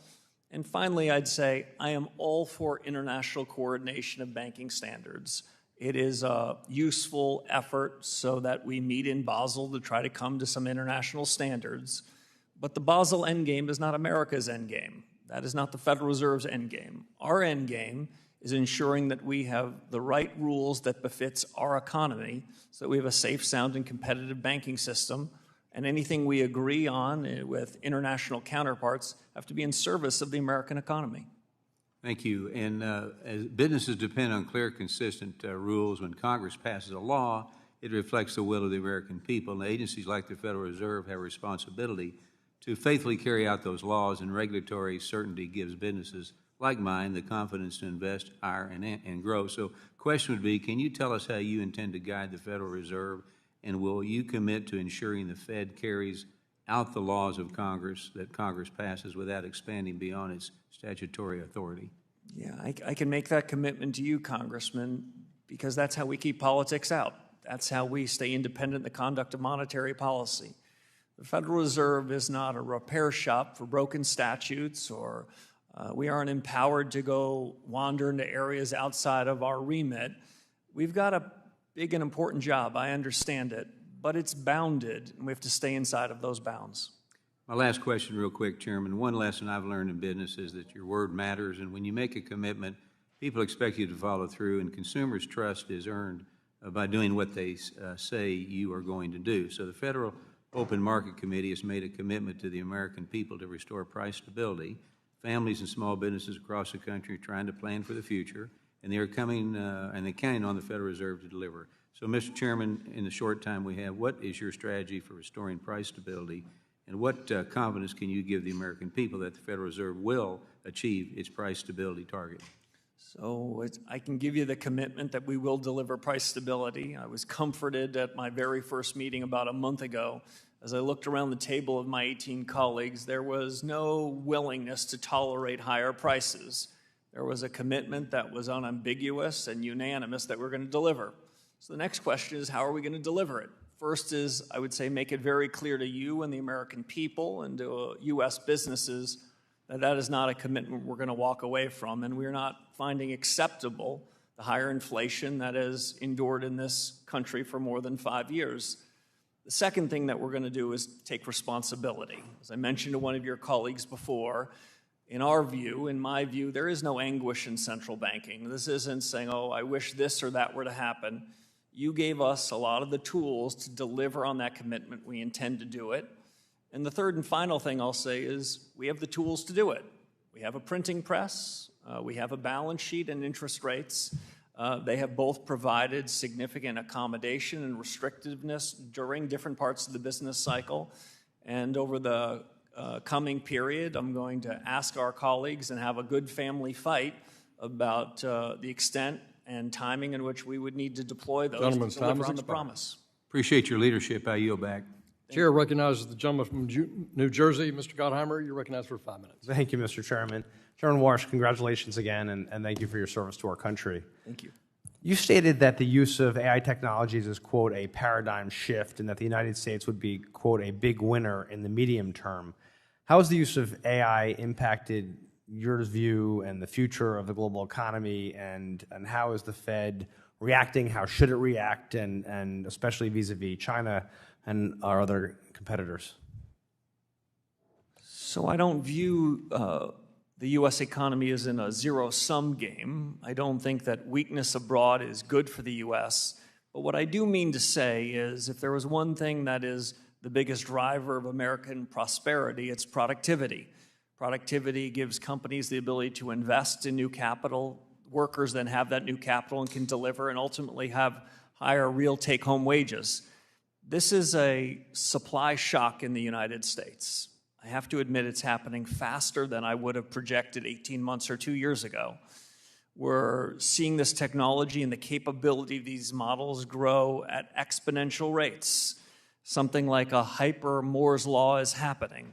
I don't want to suggest that we know exactly how this is going to shake out, but the U.S. is best positioned to be a winner.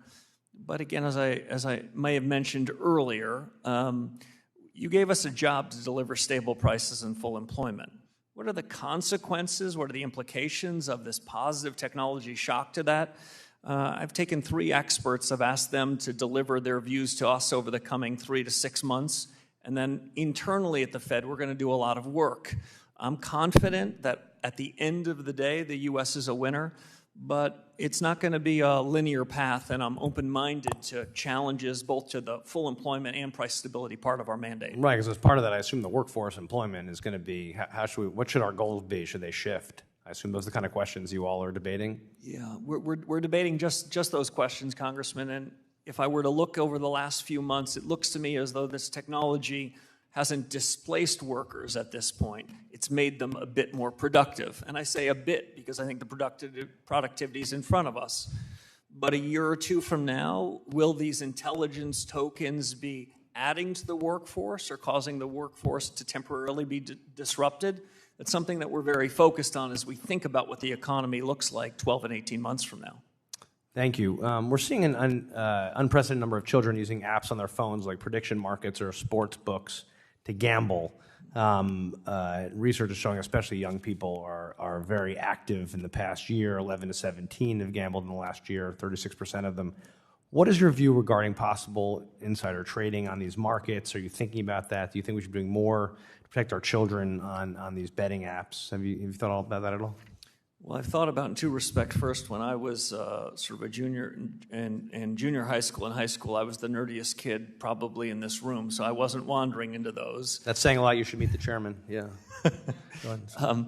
But generally, the questions about the use of kids and smartphones and whether insider trading is happening and the rest, that is almost entirely outside of the Fed's jurisdiction.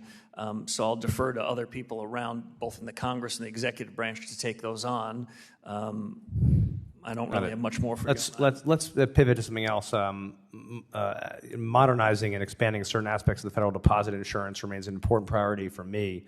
Will help ensure that small businesses remain stable and mainstream is able to thrive.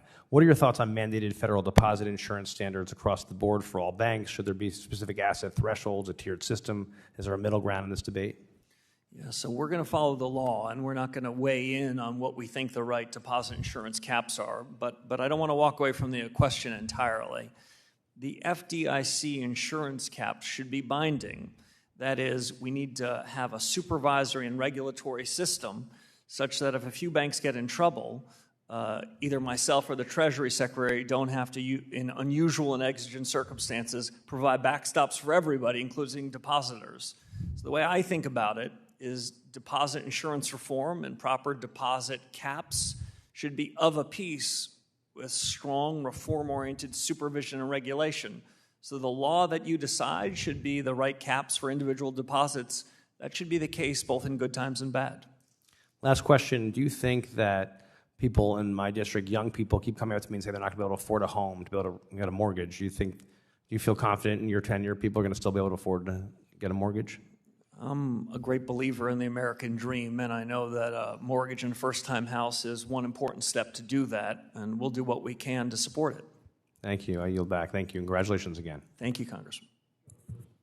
Gentleman yields back. Chair also wants to, as I call on the gentleman from South Carolina, just offer condolences to the gentleman from South Carolina and all the people of South Carolina on the loss of Senator Graham. And with that, the chair recognizes the gentleman from South Carolina, Mr. Timmons, for 5 minutes. Thank you, Mr. Chairman, and thank you, Chairman Warsh, for appearing before the committee today. The Federal Reserve has an important responsibility to carry out the mission Congress assigned to it. Maintaining public confidence depends not only on sound economic policy, but also on staying within the statutory mandate. In recent years, many Americans question whether the Federal Reserve moved beyond that mission through actions involving climate-related financial regulation, digital assets, and reputational risk. I appreciate the steps that have been taken to refocus the institution on its core responsibilities. Looking ahead, it is important to ensure the Federal Reserve remains focused on the responsibilities Congress has given it. Chairman Warsh, what steps will you take to ensure that the Federal Reserve remains faithful to its statutory mandate and develops institutional guardrails that prevent future departures into area beyond the authority Congress has delegated. So this is no time to wander, Congressman. The job you gave us that's clearly in the four walls of our authority in monetary policy and payments and supervision and regulation, we're early in a reform agenda. All of our assets, all of our resources, the remarkable talent of my colleagues need to be focused there. Good intentions are not enough, and it is not the culture of the Fed or the best of the Fed's traditions to wander into areas that are not our responsibility. And when we do, we sacrifice the credibility we need to accomplish our core tasks. Thank you for that. More broadly, the issue of mission creep has challenged many federal agencies over time, and the Federal Reserve has not been immune. Following the financial crisis of 2008, the Federal Reserve assumed an increasingly expansive role through extraordinary monetary interventions. More recently, the institution became involved in matters such as climate-related financial supervision, digital asset regulation, and the application of reputational risk in bank supervision, leading many to question whether these activities extended beyond the responsibilities Congress intended the Federal Reserve to perform. Mission creep carries meaningful institutional cost. It diverts resources from core responsibilities, exposes agency actions to legal uncertainty, and risks undermining the Federal Reserve's credibility as an independent institution that derives its authority from Congress rather than from evolving policy preferences. A central bank is strongest when it exercises the authority Congress has granted with discipline and restraint. So, Chairman Warsh, as chairman, what principles will guide your efforts to ensure that the Federal Reserve remains focused on its statutory responsibilities and resists institutional pressures to expand beyond the role Congress has assigned? The most important thing at the Federal Reserve, as I mentioned before, is not the printing press. It's our culture. And the best of the Fed's traditions tell us what our culture should be: accountability, responsibility, and performance. By reiterating that, by reminding all of our colleagues that that's what drives us. I've started to do it in my first 7 weeks, but it's resonating. I hear it back in the hallways. I hear it at the cafeteria. And so at some level, people might think of this job as getting the answer right, well to the right of the decimal point, and occasionally we do have to wander there. But in order to deliver on what you've asked us to do, I've always thought that most of this job is the left of the decimal point. We're going to get the culture right, we're going to get the strategy right, we're going to get policy right, and we're going to get the organization right. And if we can do those big things, getting the right answer to the right of the decimal point, I think will be a lot easier. Thank you for that. I would also like to discuss inflation because maintaining price stability remains one of the Federal Reserve's most important responsibilities. American families have experienced the highest inflation in more than 4 decades. Rising prices reduce purchasing power and place real restraint on household budgets. While inflation has come down from its peak, recent data suggests that inflationary pressures remain and price stability has not yet been fully restored. The people I represent should not have to endure another sustained period of elevated inflation. Stable prices are fundamental to long-term economic growth, household financial security, and confidence in our monetary system. Chairman Warsh, what is your assessment of the current inflation outlook, and what policies will the Federal Reserve pursue to ensure that restoring and maintaining price stability remains its foremost monetary policy objective? First, I agree, Congressman, with your diagnosis. For too long, American households and businesses have suffered the undue hardship of high inflation. This Fed will deliver price stability. This Fed has the power to do it. We have the tools to do it. What I would also say is I'm not in the business of trying to prejudge what the committee that I'm honored to lead decides. I think we need to have a continued good family fights on this subject.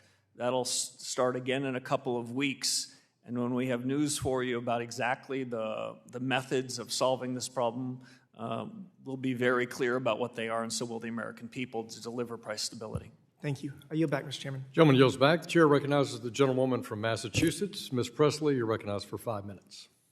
Thank you, Mr. Chair, and welcome, Chair Warsh. Congratulations. And welcome to the Financial Services Committee. I represent the Massachusetts 7th Congressional District, a beautiful, dynamic district, and also one that is deeply unequal. In fact, in a 3-mile radius from Cambridge, home to your alma mater, to Roxbury, a historically black vibrant community in my district. That being said, median household income drops by $50,000 and life expectancy by 30 years. That's just in a 3-mile radius. And those inequities are not naturally occurring. They are man-made. They're the result of intentional and deliberate government action. So I'm here, and what guides me is the work to be just as intentional and just as deliberate in making sure that government works for all people. And I know we're just getting to know one another, but I hope I can count on your partnership in that mission, Mr. Chair. I'm going to begin with what should be an easy yes or no question.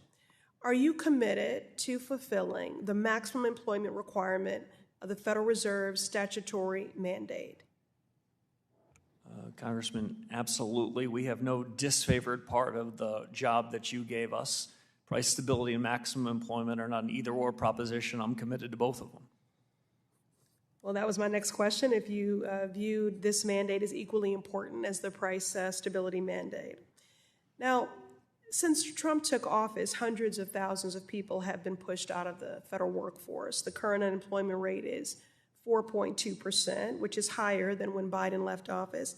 And if you look deeper into the data, Black unemployment writ large is at 6.6%.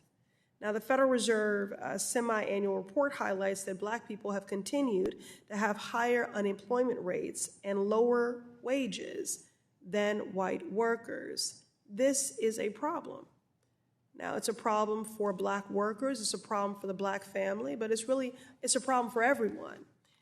It's a problem for workers like Teresa in my district, who despite being educated, qualified, and good at her job was let go from her public health position due to government funding cuts. And with the state of HHS, our country needs to employ all of the public health experts that we can find. But this is also a problem for our national economy and financial stability. Let me illustrate what I mean. According to one report, Black Americans held a buying power of $1.6 trillion in 2020.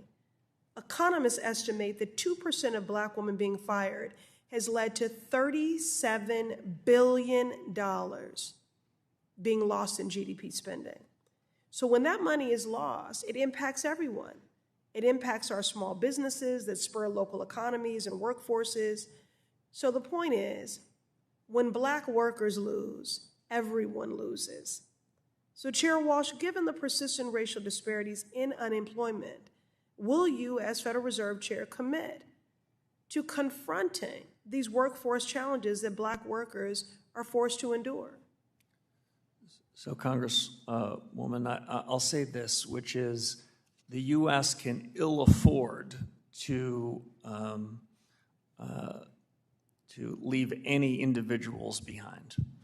The economic opportunity, which is essential for America's growth trajectory over the next 5 and 10 years, means that every American needs to have opportunities to be productive. And I believe, unlike some in the economics profession, that productivity-led economic growth is a good thing, not a bad thing. Thank you, Mr. Chairman. And I'm hopeful that the Fed, we can be supportive of opportunities for economic growth. And I want to say specifically for Black workers, because of a problem of this magnitude, there are 700,000 unemployed Black women right now. If a problem of that magnitude was happening to any other group, we would do the analysis and we would have a plan. So I'm going to ask of you what I asked of your predecessor, for you to come and brief the Congressional Black Caucus on your strategies and efforts specifically to the Black worker, given the disparate impact. You know, you've talked about your refusal to tolerate a persistent high inflation. I need the same rigor, the same vigor, and the same commitment when it comes to the Black worker. It's already a part of your mandate. So American workers, no matter their backgrounds, have my commitment to do what we can at the Federal Reserve to make sure they have all the opportunities in front of them, regardless of any characteristic. Well, Mr. Chair, experts believe we need targeted structural efforts to address unemployment disparities. So I'm asking Gentlewoman's for time focus. has expired, and invite the chairman to answer your question in writing, and thank you. Chair recognizes the chair of our Subcommittee on Oversight and Investigations, Mr. Muser of Pennsylvania. You're recognized for 5 minutes. Thank you, Mr. Chairman. Thank you, Mr. Chairman. We also appreciate very much yours and Vice Chair Bowman's work on fraud and scams. We have a report coming out next week from my subcommittee, which we'll be looking forward to sharing with you. As you know, CPI came out this morning. Well, underestimate, we could say. For all intents and purposes, the underlying economy is strong. The small businesses, community banks I speak to throughout, for the most part, throughout Pennsylvania, report steady demand and positive business outlooks. As well, the businesses are profitable. Tax revenues for the federal government are up 6.9% in 2026, which is phenomenal. In Pennsylvania, by the way, they're up 2.4% in this last fiscal year, and they're glowing about that, raving about that. So federal revenues are way up, which shows businesses, again, are profitable. Many of us in this committee have made the case for quite a while now that the Fed needs to review the big picture, as you've been making commentary towards. Supply-side growth and lower interest rates are not in conflict.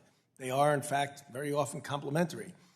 As lower interest rates encourage more cap investment, they can put downward pressure on inflation simply by using the well-known equation: when supply exceeds demand, prices go down. I'm glad you appreciate that very much. So, Mr. Chairman Warsh, you've created these task forces, which we're all pleased to see, I think. And will you express how these task forces will help achieve the Fed's goal of 2% inflation?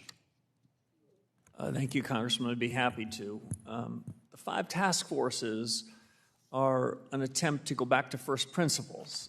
Ask whether the way the Fed has conducted business for more than a generation, the way we've gathered data, the way our models make forecasts about what's going to happen next, our understanding of changes in productivity and changes in the supply side.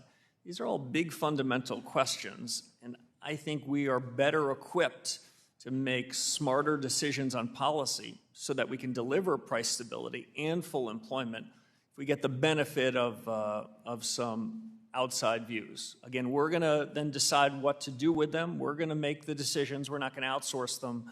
But if there was ever a reason after a long period of inflation that was too high to go back to first principles, this is it. And like you, while I reviewed the data that came out this morning on CPI, and it was positive relative to expectations, I'm not for cherry picking. I'm not going to show up here and say mission accomplished. And what I'd say is there's plenty of work to do, and I would feel more confident if we had better data to inform our decision-making. We have a task force that's going to be focused on doing just that. And I know you're also going to utilize the balance sheet process as well. You've critiqued the QE planning or activities for a while. You've stated you plan to reduce the Fed's balance sheet. How do you plan to do that, and what role does the private sector play? On the balance sheet, again, I don't want to prejudge the conclusions of the task force, and I can't speak for 18 of my other colleagues. But as a first approximation, I'll say now what I've been thinking for years. In normal times, the Federal Reserve should be a price taker, not a price maker. We should be observing what is the price for a 10-year Treasury between a willing buyer and willing seller. We shouldn't have our thumb generally on the scale. Now, when it comes to a crisis, I don't want to suggest that we're going to be able to sit on the sidelines. I would hope we could, but I can't say that for sure. The Fed balance sheet, both its size and duration, are worthy of a very worthwhile review. I'm inclined to think that there are better regimes we can go to, but we're not going to do it without due consultation with the markets and with members of this committee.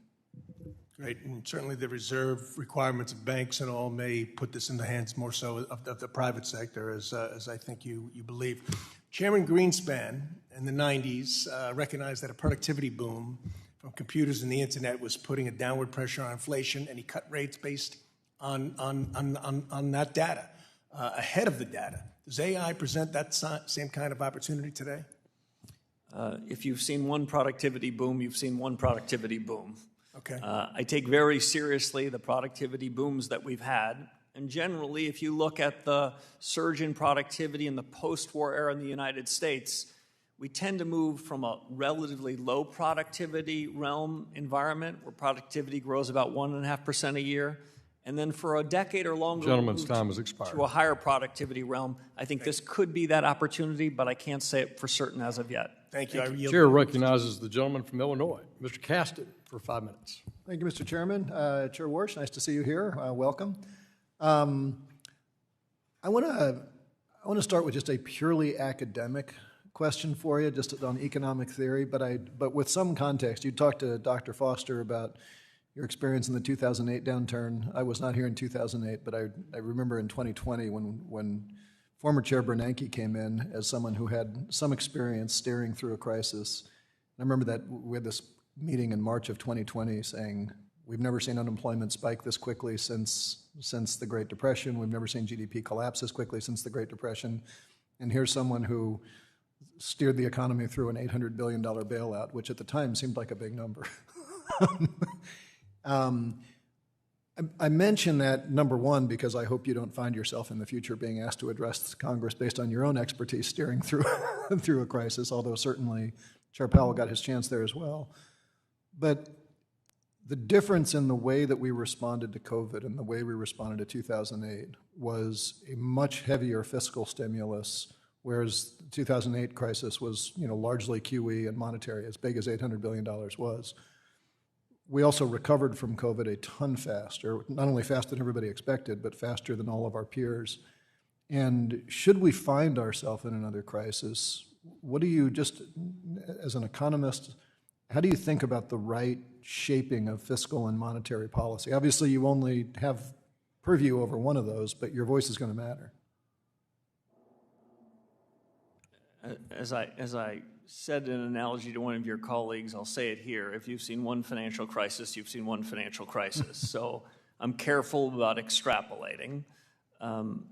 More generally, I would say the response to the 2020 pandemic had some very similar areas with respect to monetary policy. That is, the central bankers in 2020 took some of the toolkit that we innovated on in 2008 or 2009, and they provided overwhelming liquidity.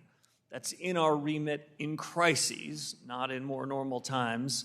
My judgment in 2008, judgment in 2020, and if we were to have a crisis when you and I are in these roles, I would be describing to you what the central bank can do. I would also try to describe to you the limits of our authority, such that you have the opportunity to make whatever decisions you think are right. But I'm going to make a promise to you now that I would hope to hold to then, which is the fiscal policy response is going to be the decision of you and the administration. We're going to do our very best to steer clear of that. Well, and I appreciate that, and I think none of us want to go there again, but we also want to make sure that, monetary policy can target some sectors of our economy, not the others. We need to work together. On a similar subject, I want to pivot, and I was spinning through, and I love these reports all the time. Send them it's always good reading. I want to talk specifically about Figure 1 and Figure 43. Figure 1 shows U.S. CPI over the last decade or so. Figure 43 shows global CPI trends. And what's very clear is that U.S. inflation picks up immediately after Liberation Day on account of the tariffs. Global inflation picks up after the Iran war. You can see the spike. So, we had inflation generally coming down after 2020, starts picking up on account of tariff policy, and then starts picking up again on account of foreign policy in the United States. And you can just see in those charts what was domestic and what was international. How effective is monetary policy when it's fighting with fiscal policy or foreign policy or economic policy? Because I don't really understand the theory of the case that interest rates undo tariffs, or that interest rates undo high oil prices, or for that matter, QE or the other things. So, how concerned should we be about monetary policy that's got a different set of goals than the outcomes of fiscal policy right now? So generally, Congressman, I'd say a couple things. First, we are takers of the fiscal policy decisions that you and your colleagues make. We will take that into account. I'm not suggesting that we act in isolation. What I am to be clear, we didn't vote on tariffs or the Iran war. But the policies that are made of the executive branch and of Congress, we're aware of them. We have a wide lens. but we then take those on board and make whatever decisions we best can consistent with our remit. Do you have the tools to counter them? We have tools that are powerful. Whether they're working at cross purposes or consistent with them is never easy to know in real time. But let me make one other important distinction. Military conflicts overseas, changes in trade policy, changes in immigration policy, those have an effect and we can take them into account. Often they have an effect on prices in the short term. Time has expired. Our business is whether those prices in the short term end up spreading out, and that's our responsibility. I'm out of time, but let's stay coordinated would be my request. Chair recognizes the gentlewoman from California, Ms. Kim, who also chairs our Asia Pacific Subcommittee on House Foreign Affairs. You're recognized for 5 minutes. Thank you, Chairman and Ranking Member, for hosting today's hearing. And Chairman Warsh, welcome. This, I understand, is your first appearance before our committee since your confirmation, so congratulations. Earlier this year, you may have heard I introduced Payments Access and Consumer Efficiency Act, PACE Act, with my Democratic colleague Sam Liccardo, because I kept hearing from my constituents in Orange, Riverside, and San Bernardino counties about how important these payment modernization is in helping small businesses owners make payroll and make sure that their workers get their paychecks on time. And President Trump understands that, which is why he issued the executive order earlier and signed that to call for a financial system that is more innovative and is affordable for American families and businesses. So, Chairman Warsh, I understand you share that goals and vision for the Federal Reserve as well. But currently, the situation is the payments company holding money transmitter licenses in all U.S. states and complying with every Bank Secrecy Act rule and holding customer funds in a one-to-one liquid reserve still has no legal pathways to access the Federal Reserve payments rail directly. So as a result, small businesses and consumers bear the burden of increased costs and slower payments. So the PACE Act is trying to address that by creating OCC supervised activity-based registration for sophisticated payment companies that trade federal safeguards, BSA compliance, and capital reserves for direct access to FedNow, FedWire, FedACH. So, Chairman, can you talk about how you plan to work with the OCC and Congress to ensure that well-regulated payment companies have access to the infrastructure they need to lower costs for American consumers? So thank you, Representative. I look forward to working with you on any details of your legislation without picking sides.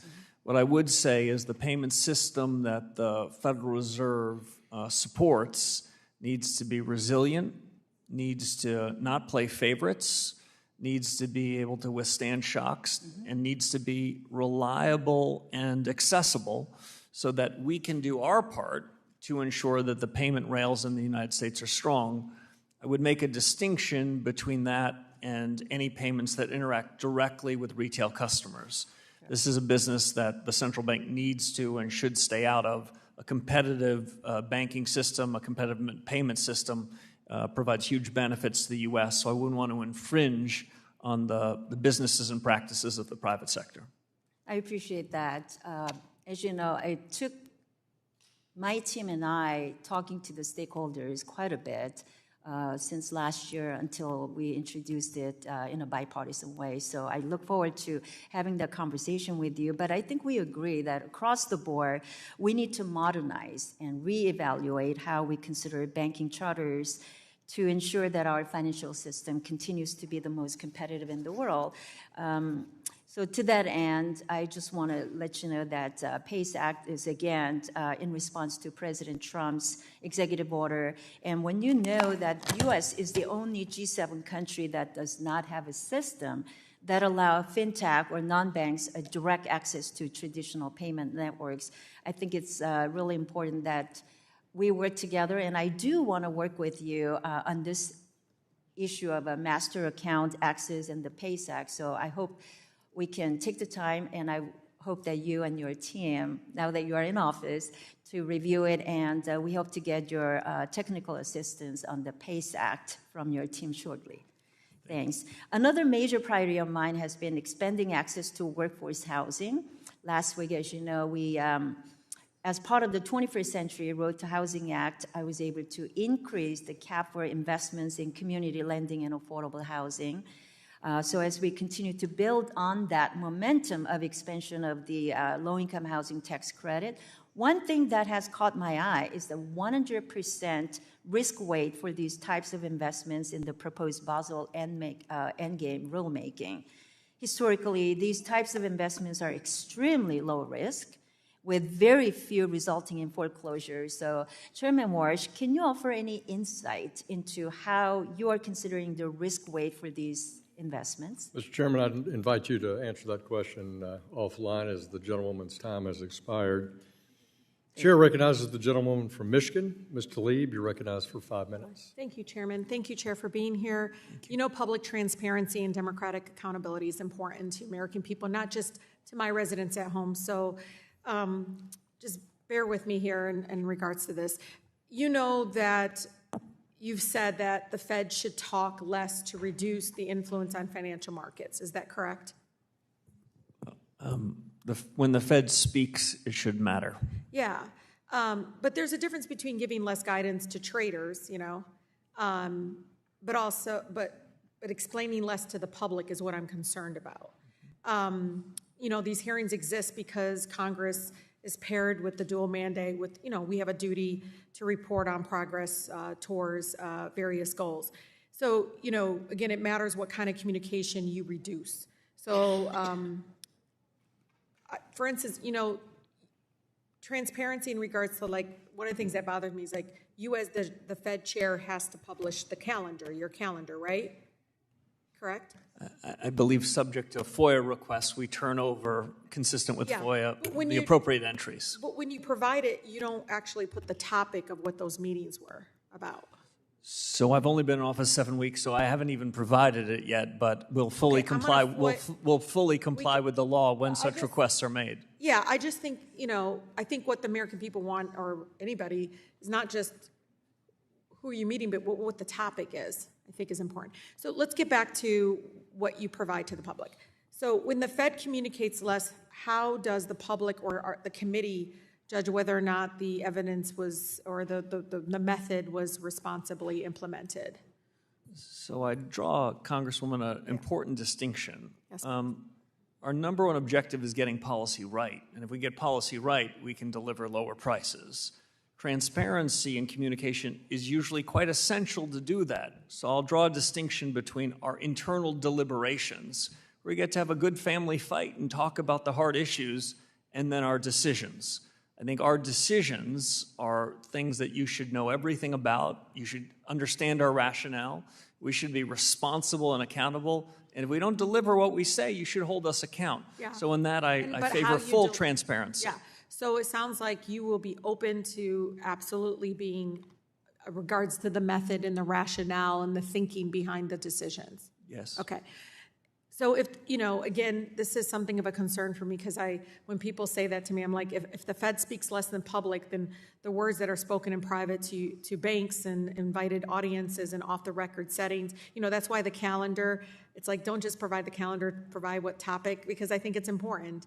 So what specific steps will you take so that a quieter Fed, because that's what you sound like you're towards, you want a quieter Fed, isn't a Fed heard only by the well-connected? So I don't think there should be any special dispensations to the well-connected. My judgment is what matters most is the real economy. Yeah. Financial prices then can capture what's going on. My message more broadly to you, but also to people that are in the cottage industry of following the Fed. But you know, the regular person out there is not going to get a meeting with you, not going to know a lot of these things. That's why I'm asking. So, like, will you at least commit to publishing readouts of your meetings with the market participants? I'm committed to follow the law, and I'm committed to do more than that. We should know what you're telling them, because not the 750,000 people in my district can get a meeting with you, and you want to talk to the public less. So I don't know. I just want to make sure that we understand the intent and the decisions that are being made. So in 2025, you said that Fed had, quote, redefined its legislative remit and signaled a willingness to accept like a higher inflation and all that stuff. Really, you know, my folks are thinking this isn't going to impact employment. This is going to, you know, like what is going on here? Yeah, so what went on is the Fed changed its academic framework and its operational framework, and it led to higher prices, which did more harm to the least well-off among us than any policy that I could have imagined, and so that's why we have to reform it. I know. The Fed's begun that reform, and we're going to continue it. Okay, last question. At your June press conference, you said that there is, quote, no cruel choice, that strong employment and low prices are mutually compatible. If there's no trade-off, pursuing maximum employment costs you nothing in terms of inflation. So, Chair, what concretely are you doing to pursue maximum employment right now? So concretely, what we're doing is going to deliver price stability, and when we deliver that, households and businesses will be stronger. Explain that more. So I can think of few things. Gentlewoman's time has expired, and I invite the chairman to carry on that explanation in writing, and I thank the gentlewoman. The chair recognizes the gentleman from Wisconsin, Mr. Fitzgerald, for 5 minutes. Chairman, thank you so much for being here. Thank you. I am trying not to be redundant on the questions you've already been asked, but Chairman, the June FOMC statement reaffirmed the Fed's policy of maintaining ample reserves in the banking system. While your balance sheet task force is reviewing the benefits and risks of that framework, so if you go back to 2019 when reserve scarcity kind of contributed to stress in the short-term funding markets, what market indicators, in your opinion, should the Fed watch most closely to determine whether balance sheet reduction is moving too quickly, which is a concern? So, Congressman, we have to look at a mosaic of information to judge how best to conduct policy. I wish there were some simple rules that we could rely on for monetary policy or clear and simple rules on the balance sheet. What we have to do right now is go back to first principles and ask ourselves whether this large balance sheet of a duration that is much higher than it was some years ago, whether that's consistent with good monetary policy. And then we're going to ask ourselves whether there's a better regime, and finally, how to get from the current regime to something else. We haven't prejudged any of those answers, but the goal isn't to be disruptive to markets. It's such that markets, the banking sector, and the real economy can understand the change and have time to adjust if we end up doing so. Thank you. Chairman, in the interest of time, I'm going to yield my time back. I thank the gentleman. Chair recognizes the gentleman from New York. Mr. Torres, you're recognized for 5 minutes. How are you, Chair? Thank you for your service. During your Senate confirmation hearing on April 21st, 2026, you said, quote, "The measures I prefer looking at are things that are called trim averages, where we take out all of the tail risk." Separately, on May 31st, 2026, the Wall Street Journal reported that you want the Federal Reserve to give greater weight to the Dallas Fed's trim mean PCE. And so I want to offer a critique and then have you respond. Trim mean PCE lagged behind core PCE in detecting the inflation shock that began in 2021. Core PCE crossed the Federal Reserve's 2% target in March 2021. Trim mean PCE did not cross that same threshold into July, a 4-month lag. By February 2022, core PCE had risen to 5.4%, while trim mean PCE stood at only 3.6%, a divergence of nearly 2 percentage points. And so here's my question. If trim mean PCE detected the inflation shock later, understated its severity, and diverged from core PCE by nearly 2 percentage points, why should the Fed place greater weight on it when setting monetary policy? And to put a finer point on it, your core criticism of the Fed is that it was behind the curve on inflation. That same criticism can be leveled against your preferred measure on inflation. So why the disconnect? So none of those are very good measures of underlying inflation. That Wall Street Journal story that you referenced is incorrect, that I have a preferred measure from one of the reserve banks. If I had a preferred measure, I wouldn't have called for a task force to go back to first principles, and the data task force will be looking importantly at inflation measures. My view is that we need new measures to understand the underlying changes in inflation. Am I interested in what's the mean or median price of a good in a big box retailer? You bet I am. And none of these measures capture that. I am super interested in finding new measures to do a better job to help us inform our decisions so that the inflation of the last 5 years don't continue. Now, you have repeatedly described inflation as a choice. A simple yes or no question. Do you mean a choice by the Federal Reserve? I mean a choice by the Federal Reserve and fiscal policymakers both, but I'm not trying to push the responsibility onto you. The Congress said that we're in the business of ensuring stable prices, and that's exactly what we're going to do. So combating inflation is part of the Fed's statutory mandate, and you view inflation as a choice by the Fed. Combating unemployment is also part of the Fed's mandate. Do you view unemployment as a choice by the Fed? We have no legislative orphans. We can't just take one part of the statute you give us and disown the others. I will just add a touch of complexity. We have more control over the price level ourselves than we do the unemployment rate. We have some say there, but so do all the policies that you and your colleagues put into place. But obviously, if you aggressively raise interest rates, that could have the effect of causing unemployment. So in that sense, it's a choice, right? There are multiple forces that shape both inflation and unemployment, and the Fed is one among many. Quantitative easing. Do you believe quantitative easing is inherently inflationary? Yes or no, and then? That question I can answer simply. I don't think it's inherently inflationary, especially if we adopt quantitative easing in the depths of a crisis. It can often provide liquidity to markets that need it. So from 2008 to 2014, the Federal Reserve's balance sheet grew by a factor of 5, from about $900 billion to about $4.5 trillion.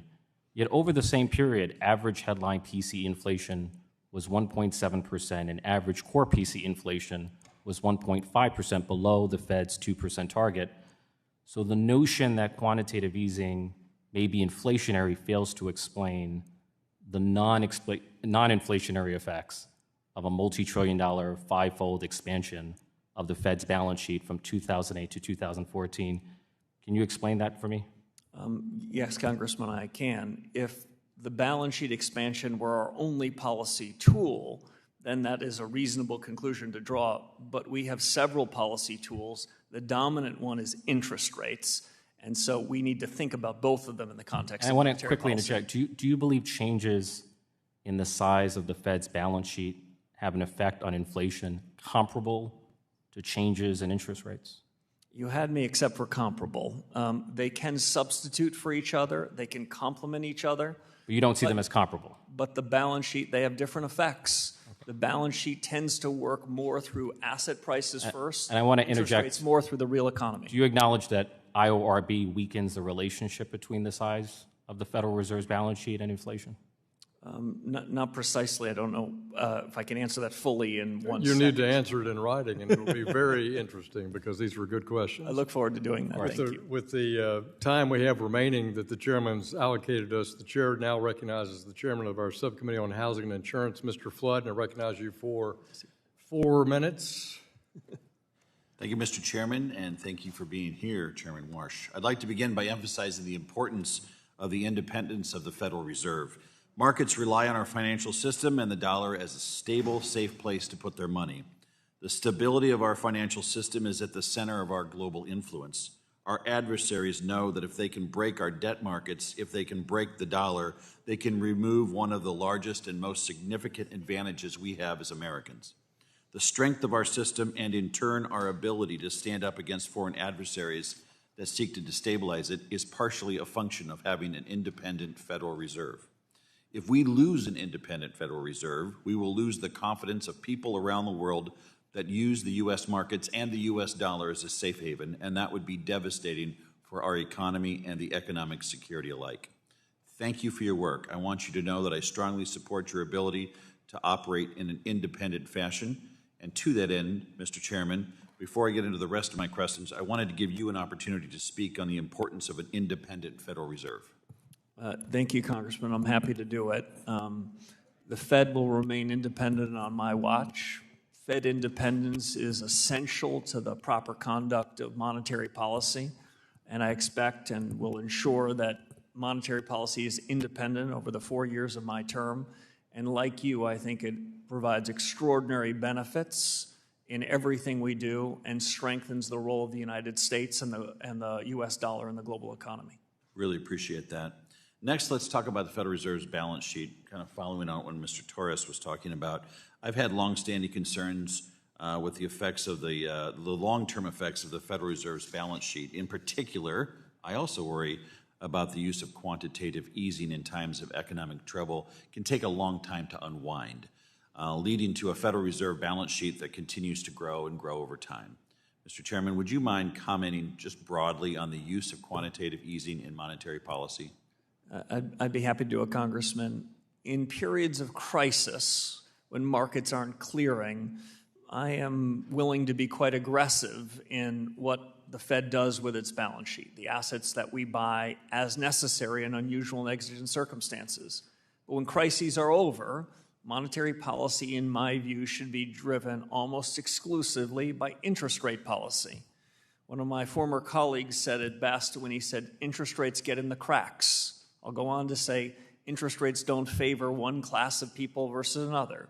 They don't favor those that have financial assets more than folks that are living off their bi-monthly paychecks.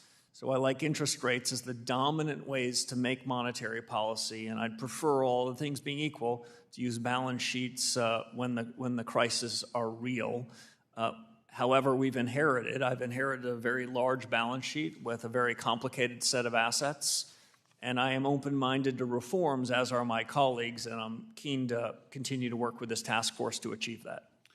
Real quick, and I'm skipping to the end because this question matters a lot to me. I have a lot of community banks in Nebraska. It's the lifeblood of agriculture. Can you talk about how you see supervision working and respecting the role of a community bank, especially in rural America? Congressman, as I mentioned to you in your office, I'm a big believer in the diversity of financial institutions. The U.S. economy benefits enormously by not having a half a dozen big institutions at the top do everything for everybody. The ag community, other communities are well served by the banks that are closest to them. Supervision and regulation needs to take that into account. The thousands of banks that we have are an enviable good, and the Fed needs to do what it can to support them. Thank you very much, Mr. Chairman. I yield back. Gentleman yields back. I want to thank Chairman Warsh. This is Season 1, Episode 1 of Warsh at the Fed. We look forward to Episode 2 tomorrow. We want to thank you for your testimony today. Without objection, all members will have 5 legislative days to submit additional written questions to the chair. The questions will be forwarded to the witness for your response. Chair Warsh, please respond no later than August 18th, 2026. And with that, this committee hearing is adjourned. Thank you.